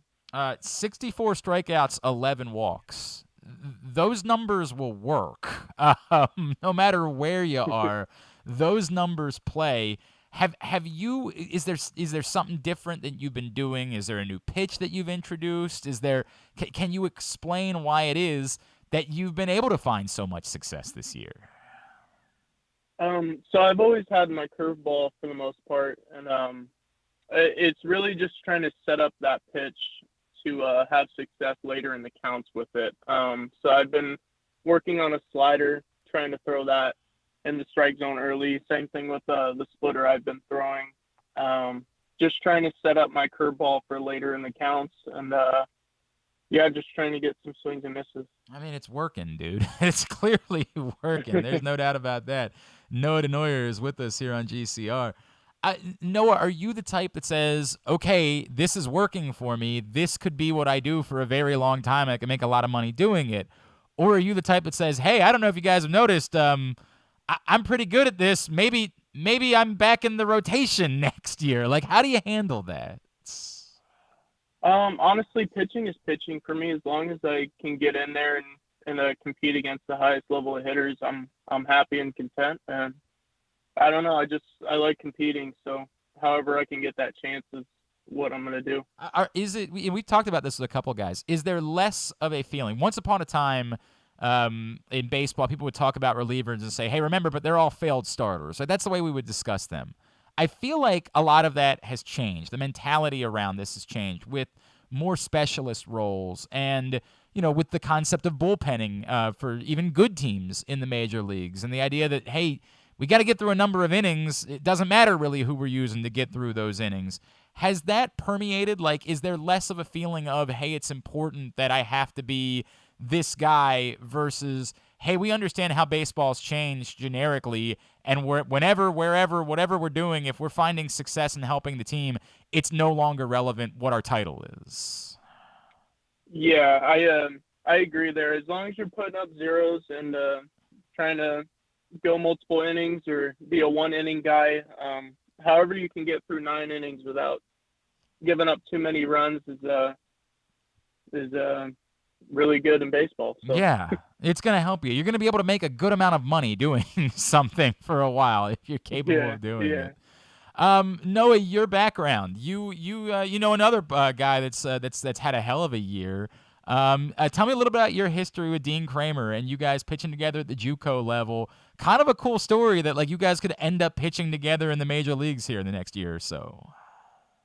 Yeah, so he's a couple years older than me, school-wise. So I didn't quite catch him while I was at Delta College. Okay, but, I apologize. I'm sorry. No, you're good. But I've known him for a long time. He would come back during every off season and hang out with us and throw and everything. So I've known him for a long time. During the COVID year, we were catch play partners, kind of just working on stuff together. And he went to taxi squad in 2020 and then debuted, and he's been doing very well ever since. Yeah, I mean, seriously, dude, how cool has that been for you? I know you're doing your own thing, but to see someone who's been through a lot and to come through the way that he has this season and prove himself as a legitimate major league starter, what's that meant to you?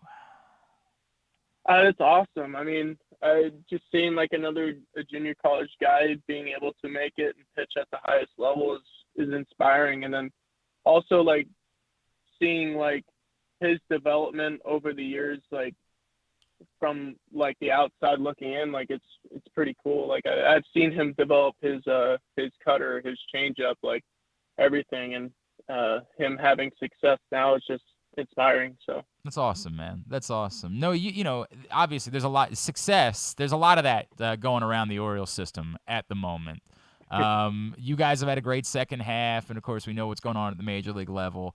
I was checking out your Twitter, and I see you gassing everybody up, and you're excited about Gunnar, and you're excited. Like how much fun has it been to be a part of this? And obviously probably more fun for you because you've been succeeding as a part of this, but just the entire picture of being in the Baltimore Orioles organization right now, how much fun has that been? It's a lot of fun. We have a lot of really good guys there that just want to have fun, play baseball the right way, and, you know, do whatever we can to win. So it's been really fun to get to know everybody and just kind of grind out everything with them. So it's awesome. I mean, it's look, it's been a lot of fun for us to watch for sure, right? Like it has been a serious amount of fun.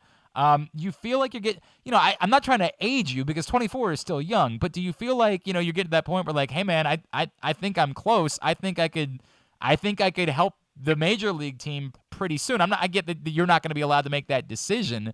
But do you feel like you're getting close to that point?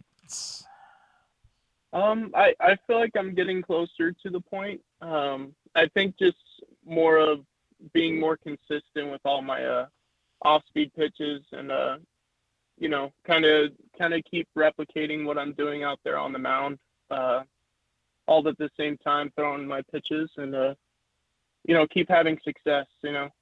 Do you have you know, once upon a time this organization there was trouble because there was not a great amount of conversation from level to level, and there was sort of like a right hand left hand thing going on, and there's been a lot of talk in the last couple of years about how in the Mike Elias era that's changed and there's more understanding of what the club wants and what you should be working on. Can you maybe describe that a little bit of what's been like since you've been in this organization, to get a feel, and I know that everything with the COVID year was a mess, but like to get a feel for what they want from you, what you should be working on, all of that. Can you describe what that's like within this club?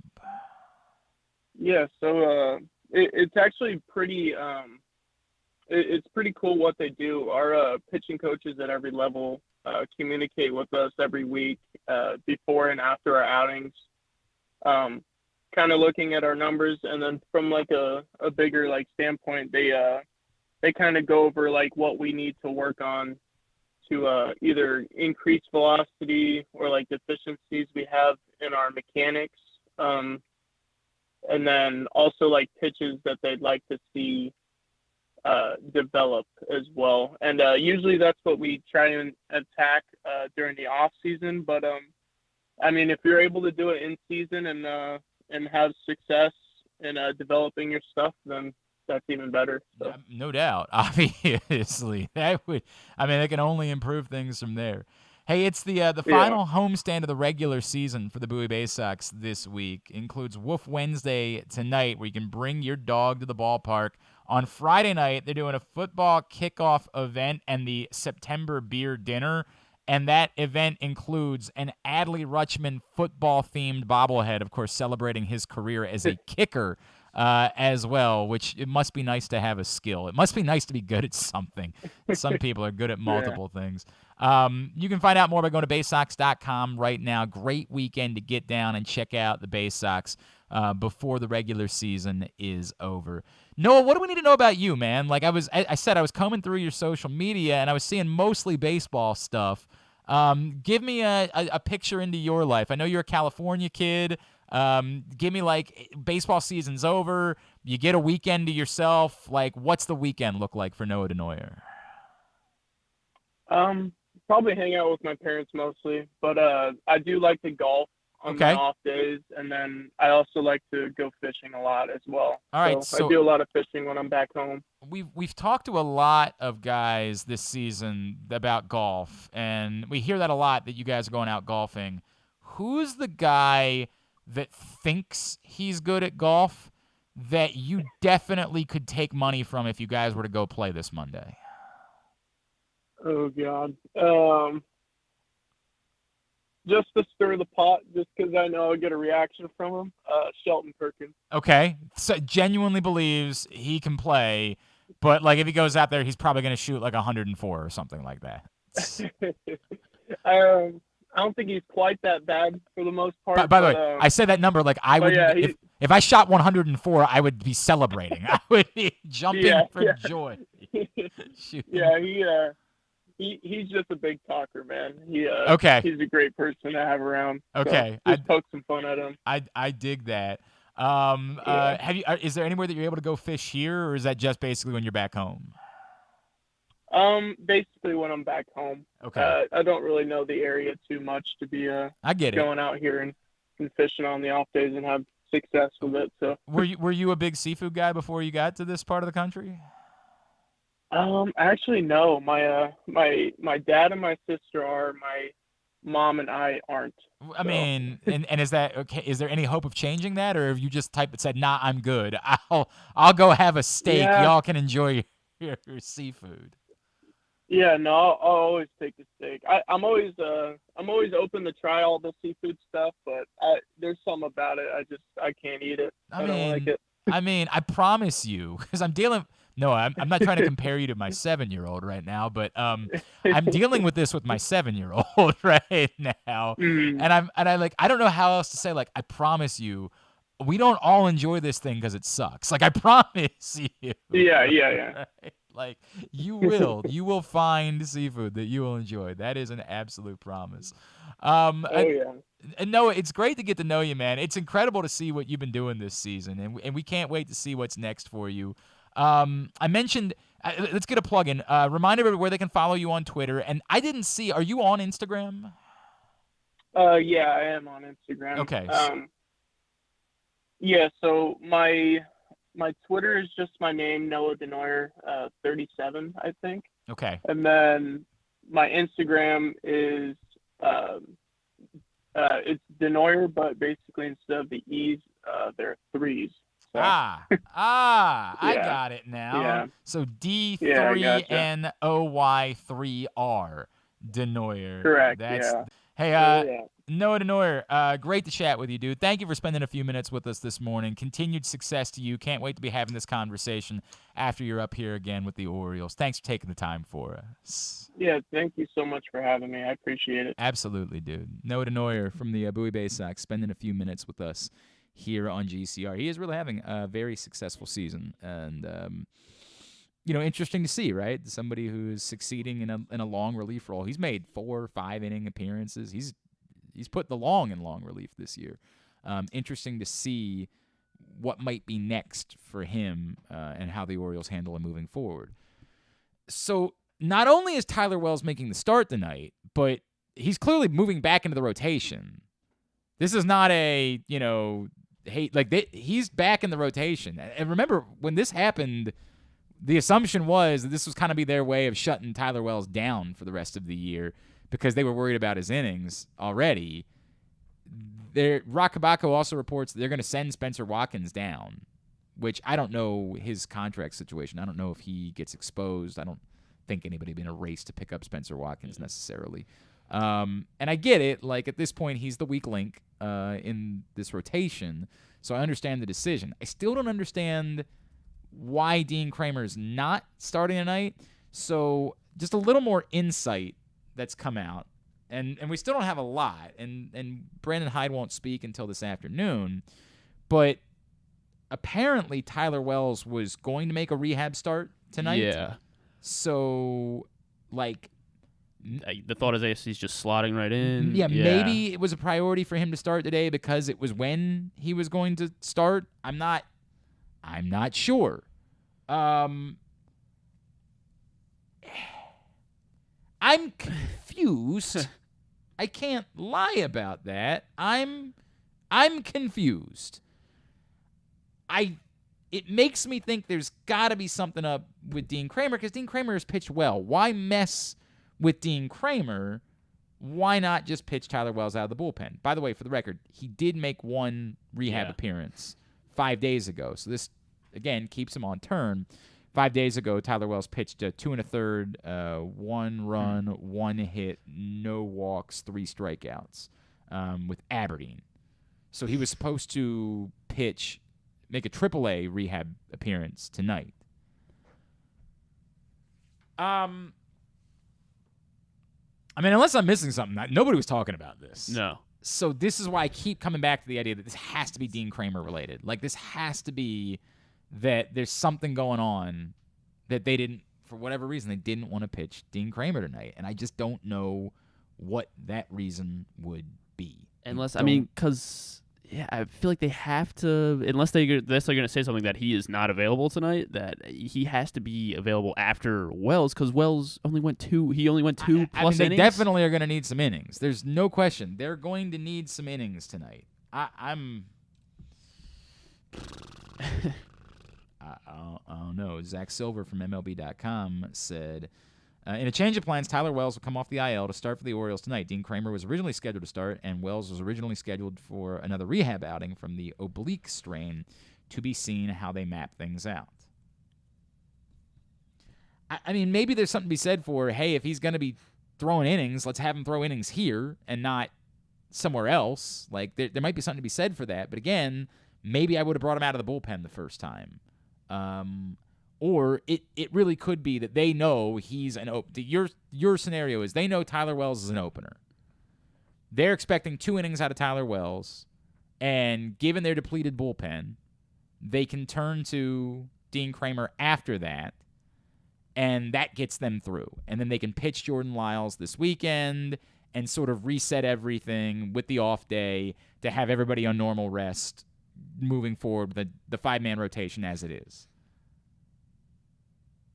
Also, where is Grayson Rodriguez? He's rehabbing. Right, but we know he pitched at Aberdeen, but where was his next start going to be? I apologize. For not being on top of this. This is all the Orioles threw us a loop here. This was not expected, to say the least. This was not what I thought we were going to be talking about today. Grayson Rodriguez pitched last night in Bowie, apparently. Yes, yeah. Went 2 innings, struck out 4 last night. So there's the next question, right? Like, how does he factor into this? Do they think that he could start at the major league level? Did they kind of do the DL Hall bit with him and say, hey, dude, we're going to get you here, but to get through the season, you're going to be pitching out of the bullpen? I would like that. I think that would be a good idea. We need to see who else. I mean, because like you said earlier, we can't rely on any of these bullpen arms right now outside of the top 3. And if DL Hall or Grayson Rodriguez can emerge I think there's for also a couple weeks.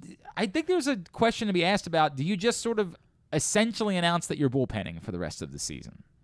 Do you essentially say, everything be damned, we've got to get through coming back from 3.5 games back in a playoff race. We've just got to get through these innings. So even the guys we trust, even the guys that we know can give us innings, we're not going to eating innings, even when Jordan Lyles pitches this weekend. The story's not going to be eating innings. We've now got a X number of pitchers, and however we can get through the innings, we're going to get through them. And we're going to treat every game. Obviously, they did it last night because it was the Blue Jays. But maybe they do it again this weekend against the Red Sox. Maybe they start treating every game like it's a playoff game. We're not going to let you go 5 innings and give up 4 runs. If you are struggling, if we're in trouble in the 3rd inning, we're going and getting you. And we're figuring it out from there. And I don't know that they can come out and explain that publicly because the word isn't, you're not saying you're bullpenning because you're still going to stick starting pitchers out there, right? Like, Jordan Lyles will still be your starting pitcher. Kyle Bradish will still make his next start. But that you're effectively saying, of course, it didn't go so well for DL Hall out of the bullpen the other day. So that's you were really hoping that DL Hall could become a guy that you could pitch in real situations. But is what you're saying, hey, we've got our high-leverage guys. We're going to go to our high-leverage guys when we're in trouble. If somebody's given up 2 runs and has a couple of runners on base in the 3rd or the 4th inning, then we go to Perez or we go to Tate then, and then we're going to go to one of these other guys. Maybe it's Spencer Watkins back in a couple days to start a fresh inning, the inning afterwards, and say, go get us 3 more until we end up in trouble again, and then we go to the next guy. It just might be a new creative, clever way. As I'm talking this through, I like it. There's something about it that makes sense to me. There's something about essentially saying, here are all the pitchers, figure out how we get through it. Figure out how this season works, the rest of the season, with the pitchers that we have. Defined roles be damned. It's no longer about innings for us. We've got Tyler Wells back into the equation. We should have Grayson added into the equation. These are the pitchers we have. Go figure it out. But what we can't do is sacrifice wins in the name of having guys eat innings at this point. Eating innings no longer really helps us. The only thing we can do is try to win baseball games. So we got to keep making roster moves. I guess they're out of options for Nick Vespi at this point. Next time he comes back up will be the last time he can come back up. Look, if they're getting their ass kicked, if they're losing a game 12-1, then you can say to somebody, hey, you're eating the rest of the innings in this game. But other than that, innings be damned, we have to win. We have to treat every day like it's a playoff game and figure out how we get through it and solve the problem. And whatever we got to do tonight to win, we will deal with it tomorrow. We will make whatever roster decision we have to make because of it.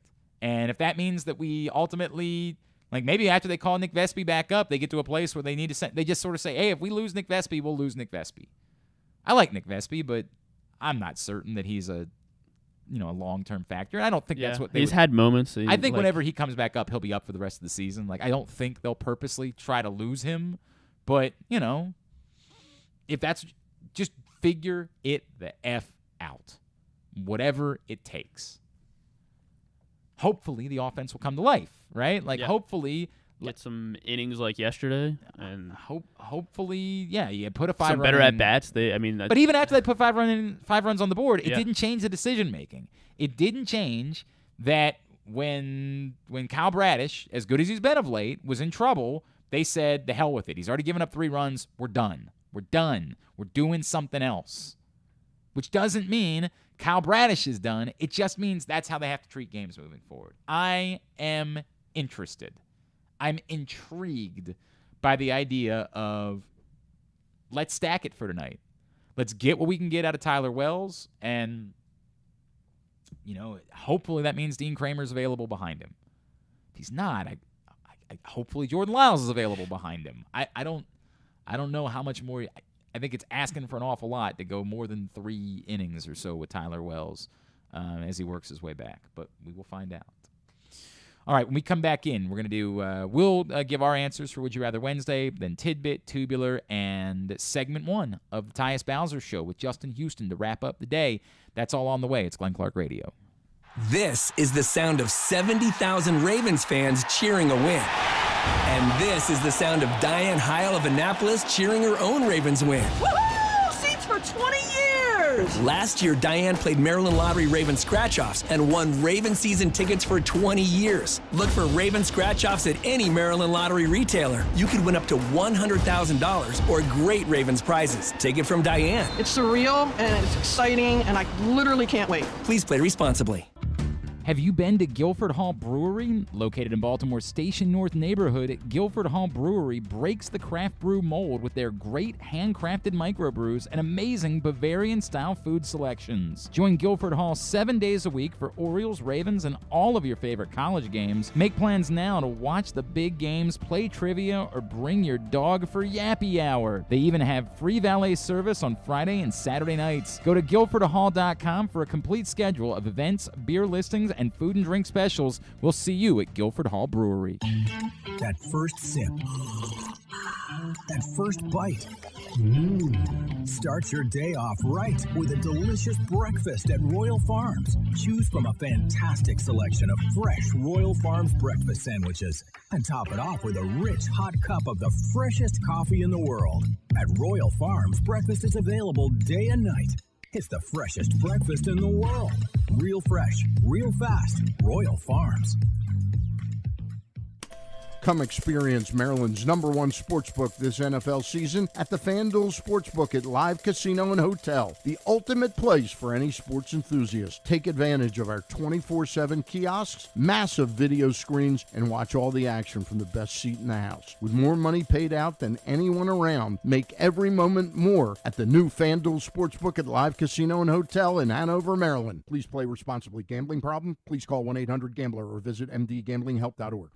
The 2022 baseball season is in full swing, and the future is brighter than ever for your Baltimore Orioles. I'm Paul Valley. And I'm Zach Goodman. And together we bring you the Bat Around every Saturday from 10 a.m. to noon with everything you need to know about the Orioles and baseball as a whole. From veterans like Cedric Mullins, Austin Hayes, and Ryan Mountcastle, to young stars like Adley Rutschman, Grayson Rodriguez, and DL Hall. We've got you covered for every game, every pitch, and every debut. You can watch us at youtube.com/PressBoxOnline and Facebook.com/PressBoxSports, or you can listen at PressBoxOnline.com/radio. So join us live on the Bat Around every Saturday from 10 a.m. to noon right here at PressBox Sports.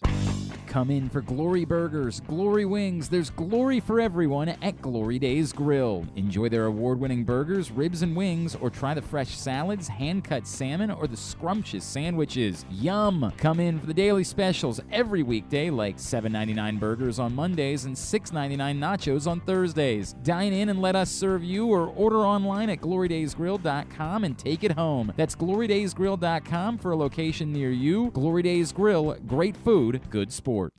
It's statistically proven that the show sounds better if you're not wearing pants.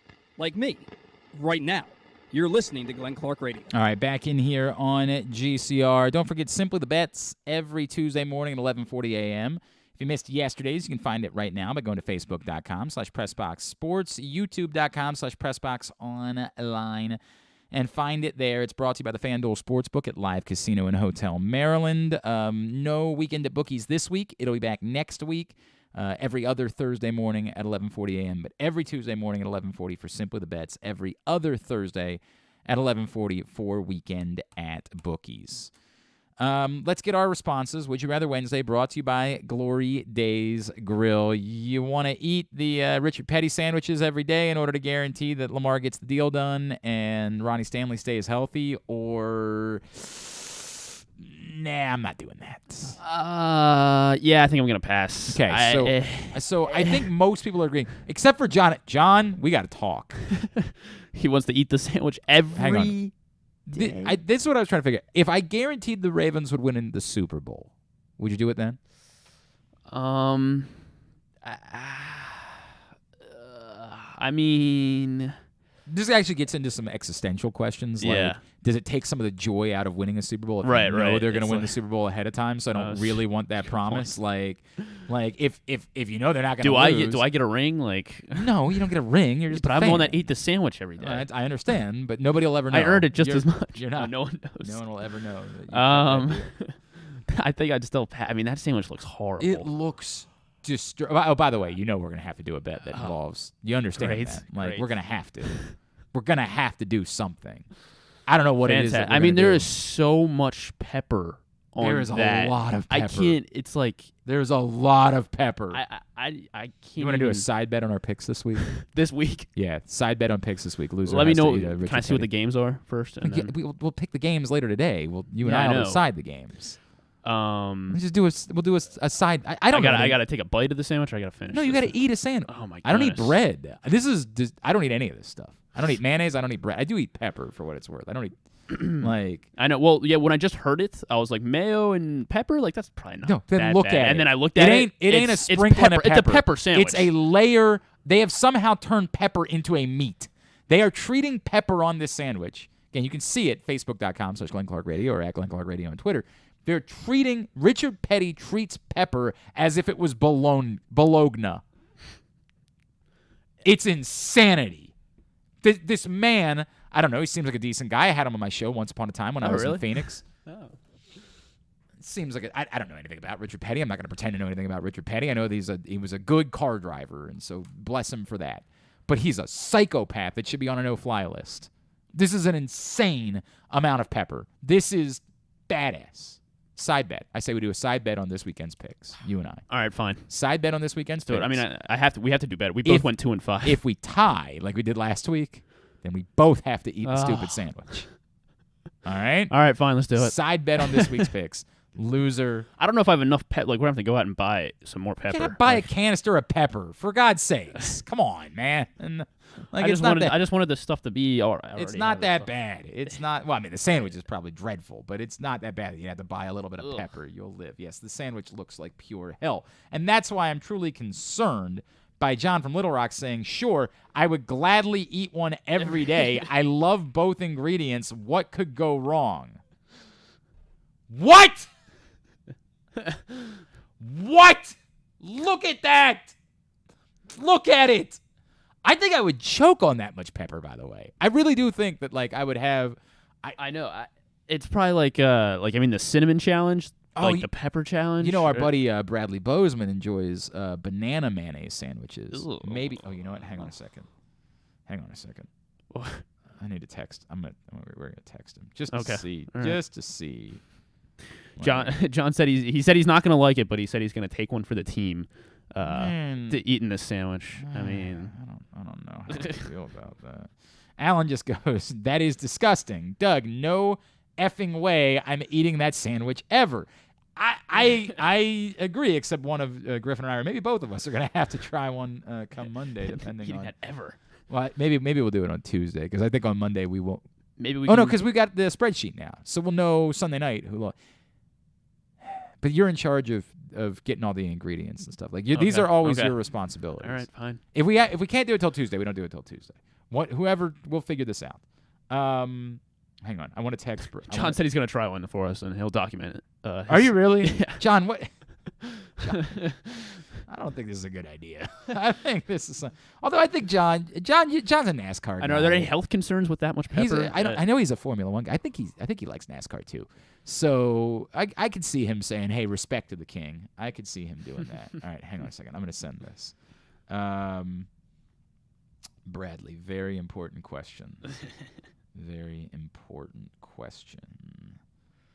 Would you want him to try it? I just want to, or see if he has tried it. Like, does it sound like something that he? I just want to get an answer either way. Would he? He's probably at. Yeah, they're probably practicing today, so I probably won't hear back from him for a while. But I would just like to know. Like, I would just like to know. Like, if he would, any of those things. All right, number 2, same odds, 20-1. Ravens to win the Super Bowl or Lamar to be MVP? That's a good one. I wish FanDuel would let us parlay these two. I feel like that'd be but they unfortunately don't, because I feel like if one happens, they it's don't? almost no, they don't let you parlay. I guess they don't let you do season awards and Super Bowl winners. I didn't know that. Yeah, I know you could do if you wanted to pick the NBA. Well, you champion can do because they have same game parlays available if you go to the window. You can't do it on the kiosk. You have to go to the window and you can do a same. So I wonder if it's a similar scenario where if you were at the window, you could. I don't know if they consider it like a same game parlay because they're both futures, but it's weird that they don't let you parlay both. Anyway. I think I'm gonna lean towards Lamar Jackson. Okay. And I just because I have a feeling, and I kind of disagree with what people are like. People are saying it's like a 1 in 32 shot. Like it's a smaller. Yeah, I saw like it's a smaller pool. Right, because what you're saying is you think there's. But I feel like there's only really a few players that can win MVP too. Yeah. Like I feel like it's probably less. I was trying to do that. MVP. I was trying to do that math. Right. I was trying to hang on a sec, because part of the truth of that too is that there are few teams that we don't believe have any chance of winning the Super Bowl. Right. Now I understand that we would have maybe said that against the Bengals a year ago, so that's what makes it tricky.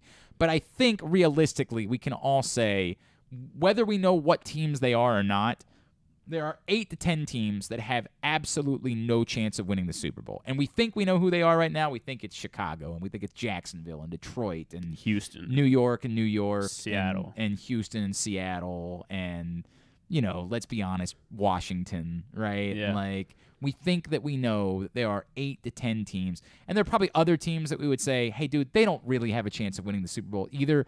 Like, somebody would say that about Pittsburgh, for example. They'd say, no, they don't have a chance at winning the Super Bowl. I'm not even willing to go there. I'm just pointing out that we think that there are about 8 teams. It might not end up being those 8 teams. Maybe this year, Daniel Jones has a Josh Allen-esque rise, right? Maybe Trevor Lawrence has that type of rise.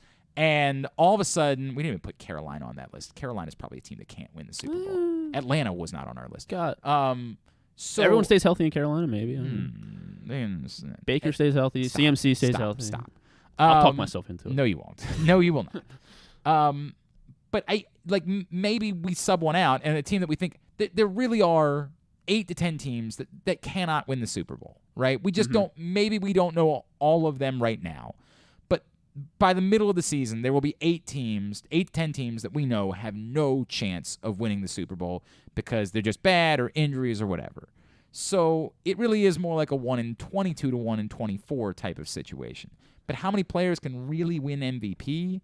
I mean, we got to be honest about like something. The top 8 quarterbacks. That's what it is. It's just quarterbacks. Like, nobody else is winning MVP.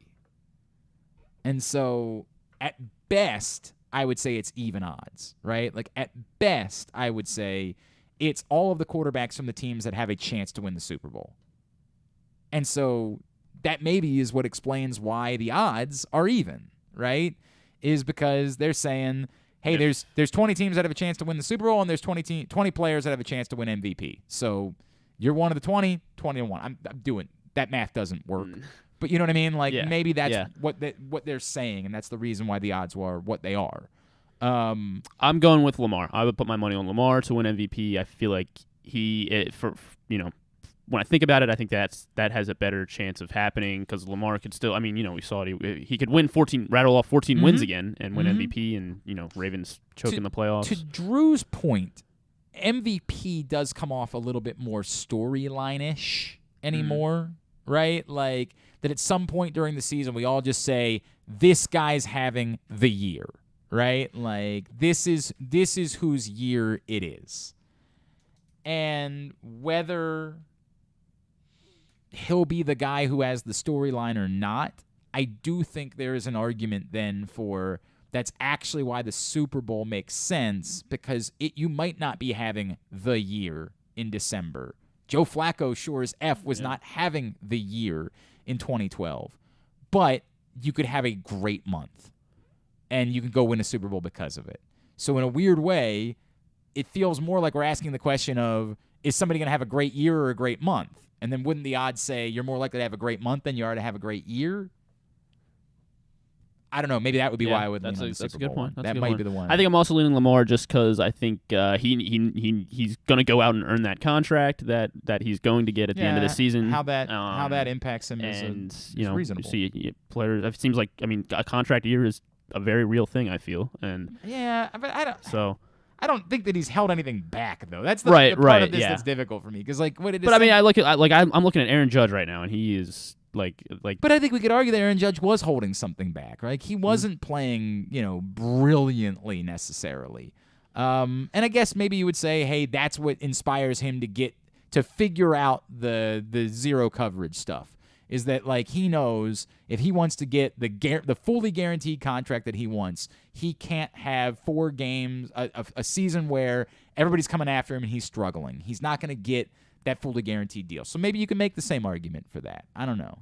It's an interesting one. So you're going Ravens Super Bowl is where you put your money? I think I am. And number 3, Flacco or Wilson?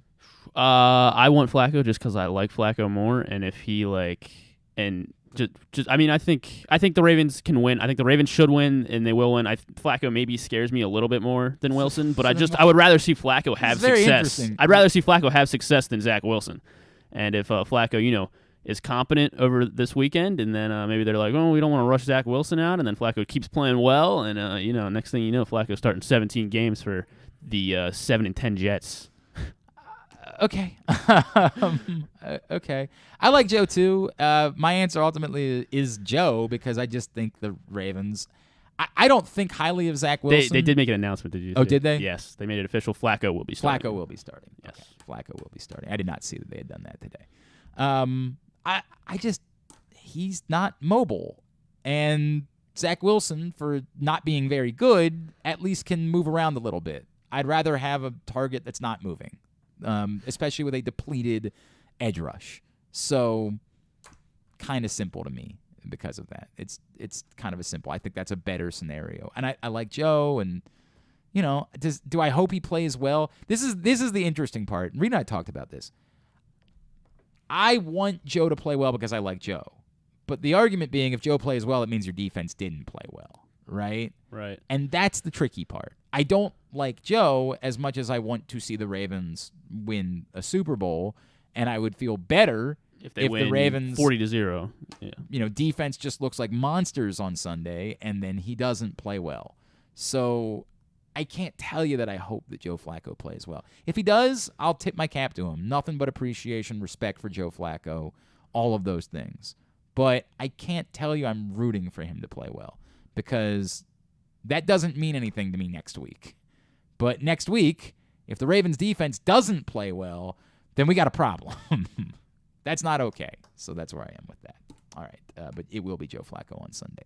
Continue to get me your responses for Would You Rather Wednesday at Glenn Clark Radio on Twitter, Facebook.com/Glenn Clark Radio. Someone is getting a $25 gift card to Glory Days Grill. Tidbit brought to you by your local Toyota dealer and buyatoyota.com. The Toyota Tacoma comes in a range of models and trim lines. You can choose the perfect Tacoma to reflect your unique personality and driving habits. Check out buyatoyota.com for deals on new Tacomas from your local Toyota dealer today.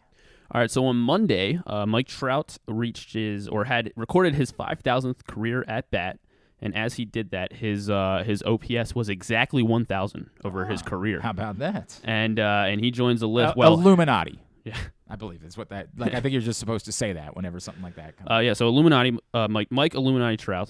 So he is out now. So he now has over 5,000 career at bats, and his OPS is still right at 1,000. And he is currently on a short list of 8 individuals with 5,000 career at-bats and OPS of 1,000 plus. Can you name the 7 others that that if he keeps this up, which I mean, there's no reason he shouldn't because he's Mike Trout, that he would be on this list at the end of his career with? There are 7 others on this list. 2 of them, one of them you definitely won't get, and then there's another 2 that I think are pretty tough. Barry Bonds. Barry Bonds is indeed 1,051. Babe Ruth. 4th. And Babe Ruth, number 1 on this list. I did not know that. 1.164 career OPS. That guy we should talk about him more. I hear he's good. Ted Williams. Ted Williams, number 2. 1.116 career OPS for Ted Williams. Kind of surprised that Barry Bonds is as low as he is, frankly. He's only 4th. That's what a pathetic loser. Albert Pujols. Not Albert Pujols. Where would he be on this? Not. I guess he did have some down years. Yeah, with the Angels, a little quiet. Alex Rodriguez. Alex Rodriguez is not on here as well. Okay. Not on here either. Mickey Mantle. Mickey Mantle is just below the 1,000 mark, 977. What a pathetic loser. He's behind 2 other guys. Pathetic Just loser. missed it. One more. There's another Yankee on there. There's another Yankee on there. Lou Gehrig? Lou Gehrig, yes, Okay. number 3 on the list. 1,000. Just clicked out of it. You know what's 1,080. funny? I don't think that we talk about Lou Gehrig as a great. I think we get lost in the streak and his affliction and all of that, and we don't talk enough about what a great baseball player he was. Just 5 short of 2,000 RBIs in his career. Man, I don't. 340 career hitter. Yeah, he's all right. I'm struggling. Frank Thomas. Not Frank Thomas. Let's see. Jeff Bagwell. Not Jeff Bagwell. They're older guys up here. Yeah, I know. Jimmy Fox. Yeah, Jimmy Fox. 103. Jamie Fox. Not Jamie No, Fox. Jamie Fox missed the list. There's a Detroit Tigers guy from Hank the 30s Greenberg. and 40s. Yes, Hank Greenberg. 1.017 career OPS. And there's one more. I feel like there's Mel Ott. Not Mel Ott. He is high up there, but he only 947. Duke career OPS. Snyder. Not Duke Snyder either. Rocky Calavito. Not Rocky Calavito. Try to think of baseball names. St. Louis during the 19... Stan Musial. Nope, not Stan Musial. He is high up there, not quite 1,000 though. Okay. Let's see. Let me look at all these teams. I don't even know what this St. Louis. The Browns. Is he an Oriole? No. He was. Yeah, it was. Why is it? It's SLN, but it was the St. Louis Cardinals. Probably to reflect St. Louis. There was a National League and an American League teams. The Browns. Okay. were. There were 2 St. Louis teams. Okay, yeah. But he started his career there. Spent 10 years with them, and then I don't know. It is Rogers Hornsby. Oh, damn it! I should have gotten that. I Just should have gotten over Rogers 1.010. That's on me. And then Mike Trout, 1,000 career OPS for Trouty. All right. Manny Ramirez right there, 9.996. Dude could hit. That guy could hit. McGuire. Could not play in the field. That was not something he could do. Mark but McGuire, he .982. And those are some all right. the notable names. Frank Thomas, 974. I love me some Frank Thomas. I was a big Frank Jim Thomas Tomei, guy. 956. I don't know why this was. I was doing a show with a guy who's done shows all over. A lot of people know Chad Dukes. He and I were doing a show together in Phoenix, and we were both going on about how obsessed we were with Frank Thomas. I don't know what it was. It was a great era of baseball with Frank Thomas and Ken Griffey and Bagwell. They're just guys. And for some reason, the Toronto Blue Jays made a commercial where Frank Thomas showed up in a kid's bedroom. Blue Jays signing somebody, and here's Frank Thomas that shows up because he had gone and played with the Blue Jays at that point. And I was so steamed up. I was so excited about Frank Thomas playing for the Toronto Blue Jays. It's so dumb. It makes no sense. Didn't he have a cameo with the Athletics too? Yes, he did. He played 2006 with them. God, love me some Frank Thomas. That guy kicked ass. All right, Tubular is brought to you by the FanDuel Sportsbook at Live Casino and Hotel. Don't forget, any $50 football bet this week registers you for the FanDuel Combine on Sunday in the hall at Live Casino and Hotel, Maryland, with free food, great giveaways, prizes, contests, all while you watch and bet on all of the games. They got all sorts of screens in there. It is the best atmosphere you could ask for watching week 1 of NFL season. But you got to make a $50 bet or more and be a Live Rewards member. Get down to the FanDuel Sportsbook at Live Casino and Hotel. They'll get you registered for the FanDuel Combine literally up until Sunday. So you come in a little bit early for the 1 o'clock games, get your bet in, then you can hang out during the games at the FanDuel Combine. Seems like a great way to spend the day. Again, get down to the FanDuel Sportsbook at Live Casino in Hotel, Maryland. So Tyler Wells instead against Alek Manoah. Tough ask tonight for the Birds. 7 o'clock on Masson. Nationals, Cardinals, 7:45 on Masson 2. MLB Network, Giants, Dodgers at 4. Fox Sports 1, Diamondbacks, Padres at 6:30. U.S. Open getting underway right now. The second match of the day is Francis Tiafoe and Andre Rublev for a spot in the semifinals. Boy, what a crap day yesterday. Coco loses, Matteo Berrettini loses, and then Nick Kyrgios ends up losing in 5 sets to Karen Khachanov. So we could have had Berrettini, Kyrgios in a men's semifinal, which would have just been amazing. Instead, we get Casper Ruud and Karen Khachanov. Could be good. I'm sure it's a great match. It's just not compelling. Right. It's just not compelling. It's a bummer, man. There's no way of getting that around it. But Francis Tiafoe could find his way. It's a tough matchup, a really tough matchup with Rublev. The first match today getting underway right now, Karolina Pliskova and Aryna Sabalenka in the women's quarters. Then tonight, the first matchup will be Iga Swiatek and Jessica Pegula, who's the last American woman left in the U.S. Open. The other men's semifinal tonight is Carlos Alcaraz, who, for my money at this point, is the favorite. And I know he's the betting, because Kyrgios was the betting favorite. So now Carlos Alcaraz has to be the betting favorite to win the U.S. Open, which would be an awesome story. I mean, it really would be. A kid who has just sort of flown onto the radar this year. Obviously had the big win against Tsitsipas last year at the U.S. Open. He is very, very much primed to have a 10 to 15-year run of being a high-level player. But then he faces Jannik Sinner tonight in the other quarterfinal. So that's the rundown today at the U.S. Open. But the big one for if you're a Francis Tiafoe fan locally, that's the second match. So early to mid-afternoon, like they schedule.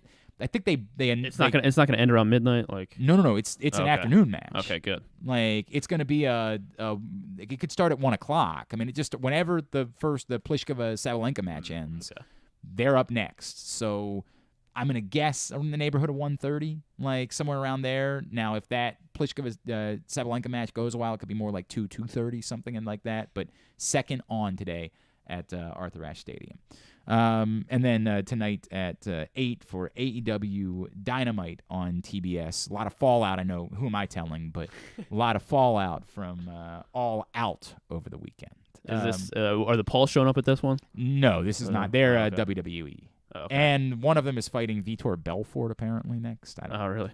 Well, there's the Anderson Silva Jake Paul boxing match that just got. I think I just saw. That just got official yesterday. Hasim Rahman is fighting Vitor Belfort because Hasim Rahman Jr. was supposed to fight Logan. With Jake. Jake. Jake. Okay. And so yes, Jake's gonna fight Anderson Silva, right? And I believe Hasim Rahman Jr. is fighting Vitor Belfort. It's a whole thing. Anyway. Non-sports highlights. Non-sports, not a whole lot. Season 14 of Ink Masters premieres on Paramount Plus tonight. New episodes, Reservation Dogs, Welcome to Wrexham, The Master Chef. Part 1 of their finale, I think, is tonight for Master Chef on Fox. And then there's a Hulu movie called Tell Me Lies. Grace Van Patten makes out with the football team's quarterback, and then her relationship. It starts like a typical campus romance. This is something that'd be right up Connor Norby's alley. I'm good. Yeah, correct. That's for right. Connor Norby. I'm good. You can end it right there. I'm good. And they quickly fall into an addictive entanglement that permanently alters not only their lives, thank you, but the lives of everyone around. Thank you. I am good. All right. Thanks today to Noah Denoyer. Thanks also to Drew Forrester, as well as to Tyrrell Pigrome. We'll get all that up in the greatest hits section of the tab at GlennClarkRadio.com. Solomon Wilcots is going to join us tomorrow from SiriusXM NFL Radio. We'll, of course, have our picks segment. KZ will check in for that. Anything else? We're trying to get Norfolk on tomorrow. Visit with the Norfolk Tides tomorrow as well. Of course, stuff and things. Thanks to everybody at PressBox, all of our great sponsors and partners, including Glory Days Grill, the Maryland Lottery, Royal Farms, Costas Inn, Great 8's Memorabilia, the FanDuel Sportsbook at Live Casino and Hotel, Maryland Vascular Specialist, the all-new Ginsu Grill, the Baltimore Orioles, I said the Maryland Lottery. Why would I say that again? Well, thanks to them again. They're great.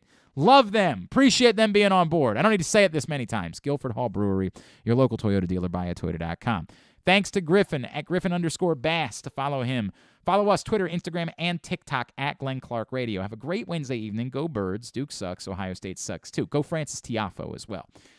We wrap up today's show from last night at Guilford Hall Brewery. Great evening. This is segment 1 of the Tyus Bowser Show featuring Justin Houston. Enjoy. And welcome into the Tyus Bowser Show, season number 2, live from Guilford Hall Brewery in Station North. I am Glenn Clark. She is the NFL chick, Sarita Hubbard. And would you all please make some noise for the star of our show? He is Mr. Tyus Bowser.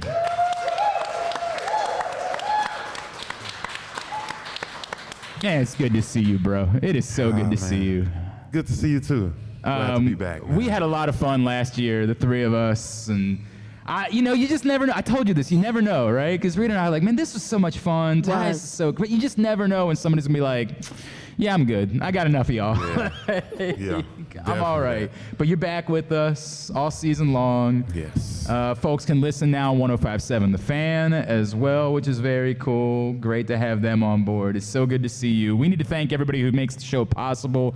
The Tyus Bowser Show is a partnership of Pressbox and Grade 8's Memorabilia. Grade 8's Memorabilia has some huge events coming up, including a big public signing with Adafe Owe and Patrick Queen, two former guests of the Tyus Bowser Show. That's happening at Vintage Vinyl in Bel Air on September 26th. Also an event on September 27th, Kicking Children's Cancer with Jordan Stout, the new punter for your Baltimore Ravens, who is a big dude. Yeah. He's jacked, man. He will be hanging out at Wise Markets in Perry Hall, Fullerton, that area on September 27th. All these events to raise money for KC Cares. Please find out more by going to great8smemorabilia.com. All right, dude, let's get into it. Before your special guest gets here tonight, let's just cover it with you. We didn't get to talk to you after the season was over. Yes. Yeah, man. It was a little tough, you know. Like, what's that moment like? Like, what's going through your mind when And also, do you like when things like that happen, right? That's a form of adversity. Do you shut down? How do you respond to situations like that? Do you allow people to come in? Do you need a minute?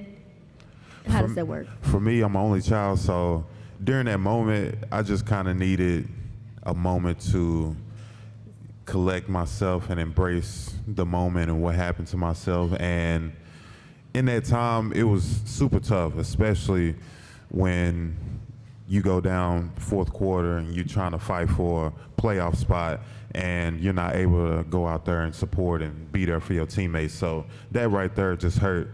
And then just, like I said, being injured and just having to go through that entire process, which I've never really just been hurt before, that seriously.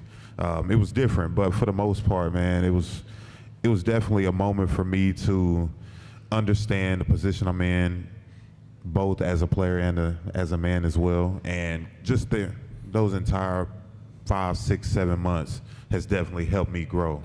So you were like one of the most even-keeled dudes that I know. Like, you are very in the middle. I'm good. You're a pleasant person. Yeah. When something like that happens, do you allow yourself to get angry? Do you scream out an F word? Anything? Like, do you have any moment of that? I mean, I felt like I had that moment when I went down. I was unsure what happened.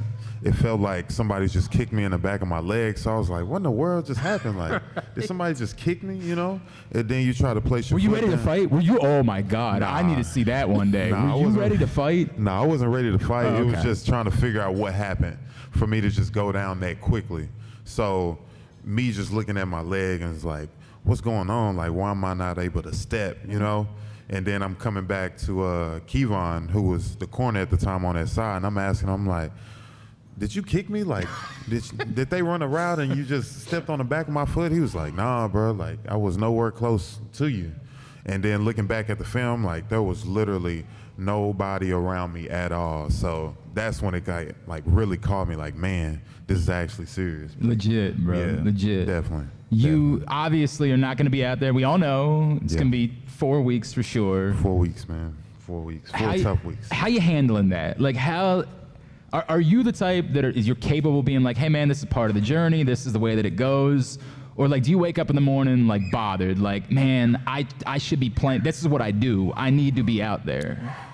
You know what's crazy is during that moment. Because that little kid right now is really bothered that you're not out there. That child is really bothered that you're not out there. I apologize ahead of time. I apologize. But, I mean, for me, it's actually been a solid journey for me. Like, I haven't really been fiending too much to be out on the field besides like now with the season starting. But my main focus has just been to get right, just get back healthy, and regardless of if it takes me these next 4 games to be out, as long as I'm at my best and I'm prepared to go out there and help this team win, then that's kind of all that matters to me. So, okay. Yeah. So what did you do on your off time, right? This is a different situation for you, obviously. You weren't really able to participate in any of the activities? Did you pick up some new hobbies? What did you do differently this year because you weren't able to do your normal routine in previous off seasons? Yeah, so pretty much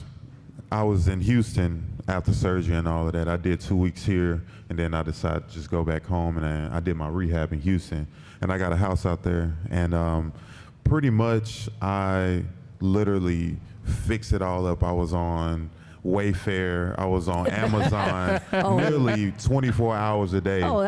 So you were spending money. You were spending money. Hey man, I had just got the contract, and then that check it just came through. So I felt like I had. And you're some going money through it. Like we've all been there. We've all gone through it a little bit. We've all been in those situations. Definitely. Before. So pretty much all I was doing was just fixing the house up, and literally whenever I had the chance to walk and move around, I'd go and check out some new food spots in Houston. That's not the worst way to spend. Not the worst. There's a lot of things that I can think of that would be a more difficult way to spend my time than wayfaring and trying out new food spots in town. Hey, and it worked out too. The house looks great right now. We're coming back to that a little bit later on in the show, all right?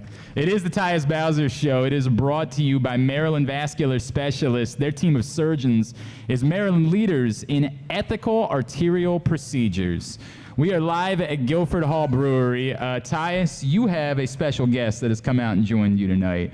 And I know you told us a lot last year about what this man means to you, and where you met him in his career and your career. Can you explain to everybody else your relationship with your guest here tonight? Man, this guy here, definitely NFL vet, an NFL superstar, a guy that I've looked up to for the longest that I can remember, back from college, watching this guy on TV, getting 3-4 sacks against the Texans, and it's like, man, I want to be this guy one day. And to just be in this position now and to play with this guy, man, is definitely an honor, and that's 5-0, Justin Houston. What's up, Justin Houston? Appreciate y'all for having me. Justin, thank you so much for coming out and hanging out with us tonight, man. It's great to see you. Appreciate it. No problem, man. I'm doing it for my guy right here. That's awesome, dude. Tell me about that relationship. A lot of people have been talking recently about you kind of being the Yoda now for this football team. We've heard that said a few times of late. Tell me about this guy, Tyus, and connecting with him and what you knew about him when you came in and how that relationship came about. I was watching film, and I was just telling, when I actually got a chance to talk to him, I was just telling him how good I thought he was. And I just thought, just seeing his skill sets on film, it was amazing to me, because it was a guy that can do everything. And at our position, it's hard to find. Either you find one or the other. You find a good pass rusher, or somebody that drop in coverage, but somebody just either play the run. But you never find a guy. It's hard to find a guy that can do everything. And I thought from watching film, like, he was that guy that can do everything. So I was just telling him, I was like, you really can go. You have a lot of skill sets. You're very gifted. So I was just telling him, like, really just believe in himself and just play like you're that guy, because you really are that guy. I mean, we know that. Is. We know that. We know that he's that guy, right? Justin, you are what do they call seasoned vets at this point when you're on a younger team?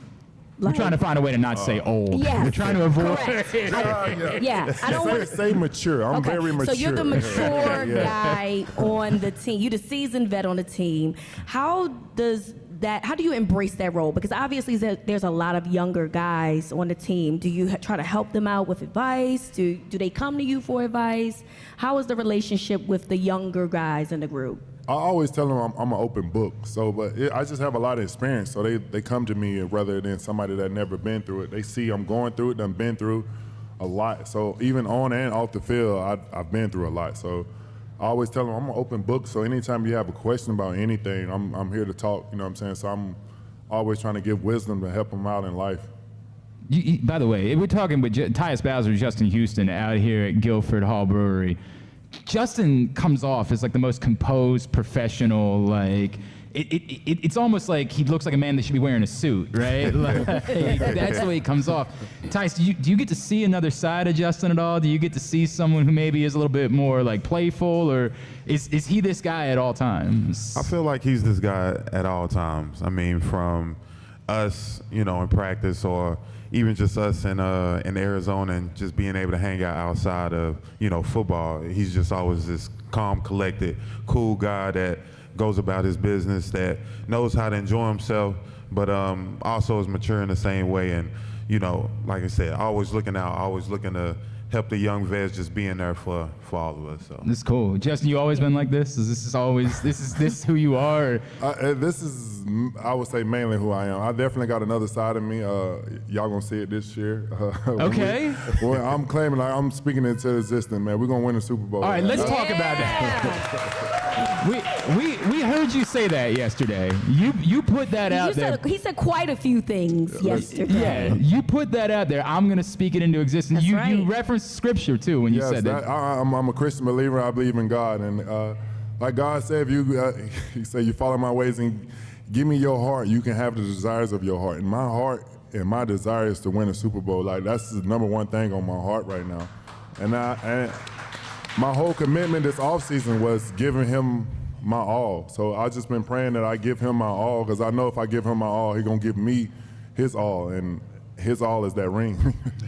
I mean, for the record, he has the bracelet on. He has a "What Would Jesus Do" bracelet on. So I absolutely believe actually, that. a kid gave me this awesome. in Arizona, and I promised him I would never take it off. And I told him the only way it will come off if somebody tear it or it get cut in a game or something. That's the only way this thing will come off my wrist. That's dope. I love that. That's dope. I love it. Tyus, I know you want to win a Super Bowl. I'm gonna tell a story. So when the Ravens got to the Super Bowl the last time, somebody asked Joe Flacco after the AFC Championship, "Hey, what does it mean to you to get Ray Lewis back to the Super Bowl?" And he said, "You know what's cool about this is that Ray wanted it for us." Yeah. I'm going to ask you this question, knowing I know you want to go to a Super Bowl. I know you want to win a Super Bowl. But talking about Justin the way that you were just talking about and what he's meant to you, what would it mean for you to get this guy to a, not that we're trying to run him out or say that like he's at the end, like, because we're, he was talking that he was going to get more, like 30 more sacks and, all that sort of stuff. But what would it mean for you, everything he's accomplished, to get this dude to a Super Bowl and help him win one? It's crazy. That was actually like one of my goals, one of my personal goals was to win a Super Bowl and win it for this guy, just because of the character he has and just how hard he works and what he's done, not only for me and our group, but just for this organization as being a leader. And I know during my time in college, I had young guys who told me, like, "Man, we want to get you this championship, this conference championship ring for you, for what you've been able to do for us and just leading the way." And that kind of came into my mind, this past year, and I did want to do the same thing for him. So that's kind of like my mindset. That's my motivation going into this year, is to get this man a championship. So. Yo, I'm in favor of speaking things to existence. I want to make that very Absolutely. clear. I'm in favor of Tyus is back week 5. Yeah. You guys are winning a Super Bowl. What else do we want to speak into existence while we're at it? We want to, like, I'm going to win the lottery. I'm going to just stick with the Super Bowl right now. That's all you worried about. All you worried about. Small steps. I dig it, man. All right, this is the Tyus Bowser Show. We are live in Station North at the beautiful Guilford Hall Brewery. How about this place, man? This is nice. I love it. This is nice. This place is gorgeous. You know what's crazy? I don't be finding spots like this. Now, I done gave you a whole list last year of places. But have you been to any of them? I was hurt. No. You were not hurt prior to. I mean, we had practice. We had a lot of stuff going on. So I tried. There was actually like 1 or 2 that I did go to. Okay. All right. It was. Okay. This is one of Rita's places. Yeah, this is I like this place a lot. Legitimately, Rita hangs out here.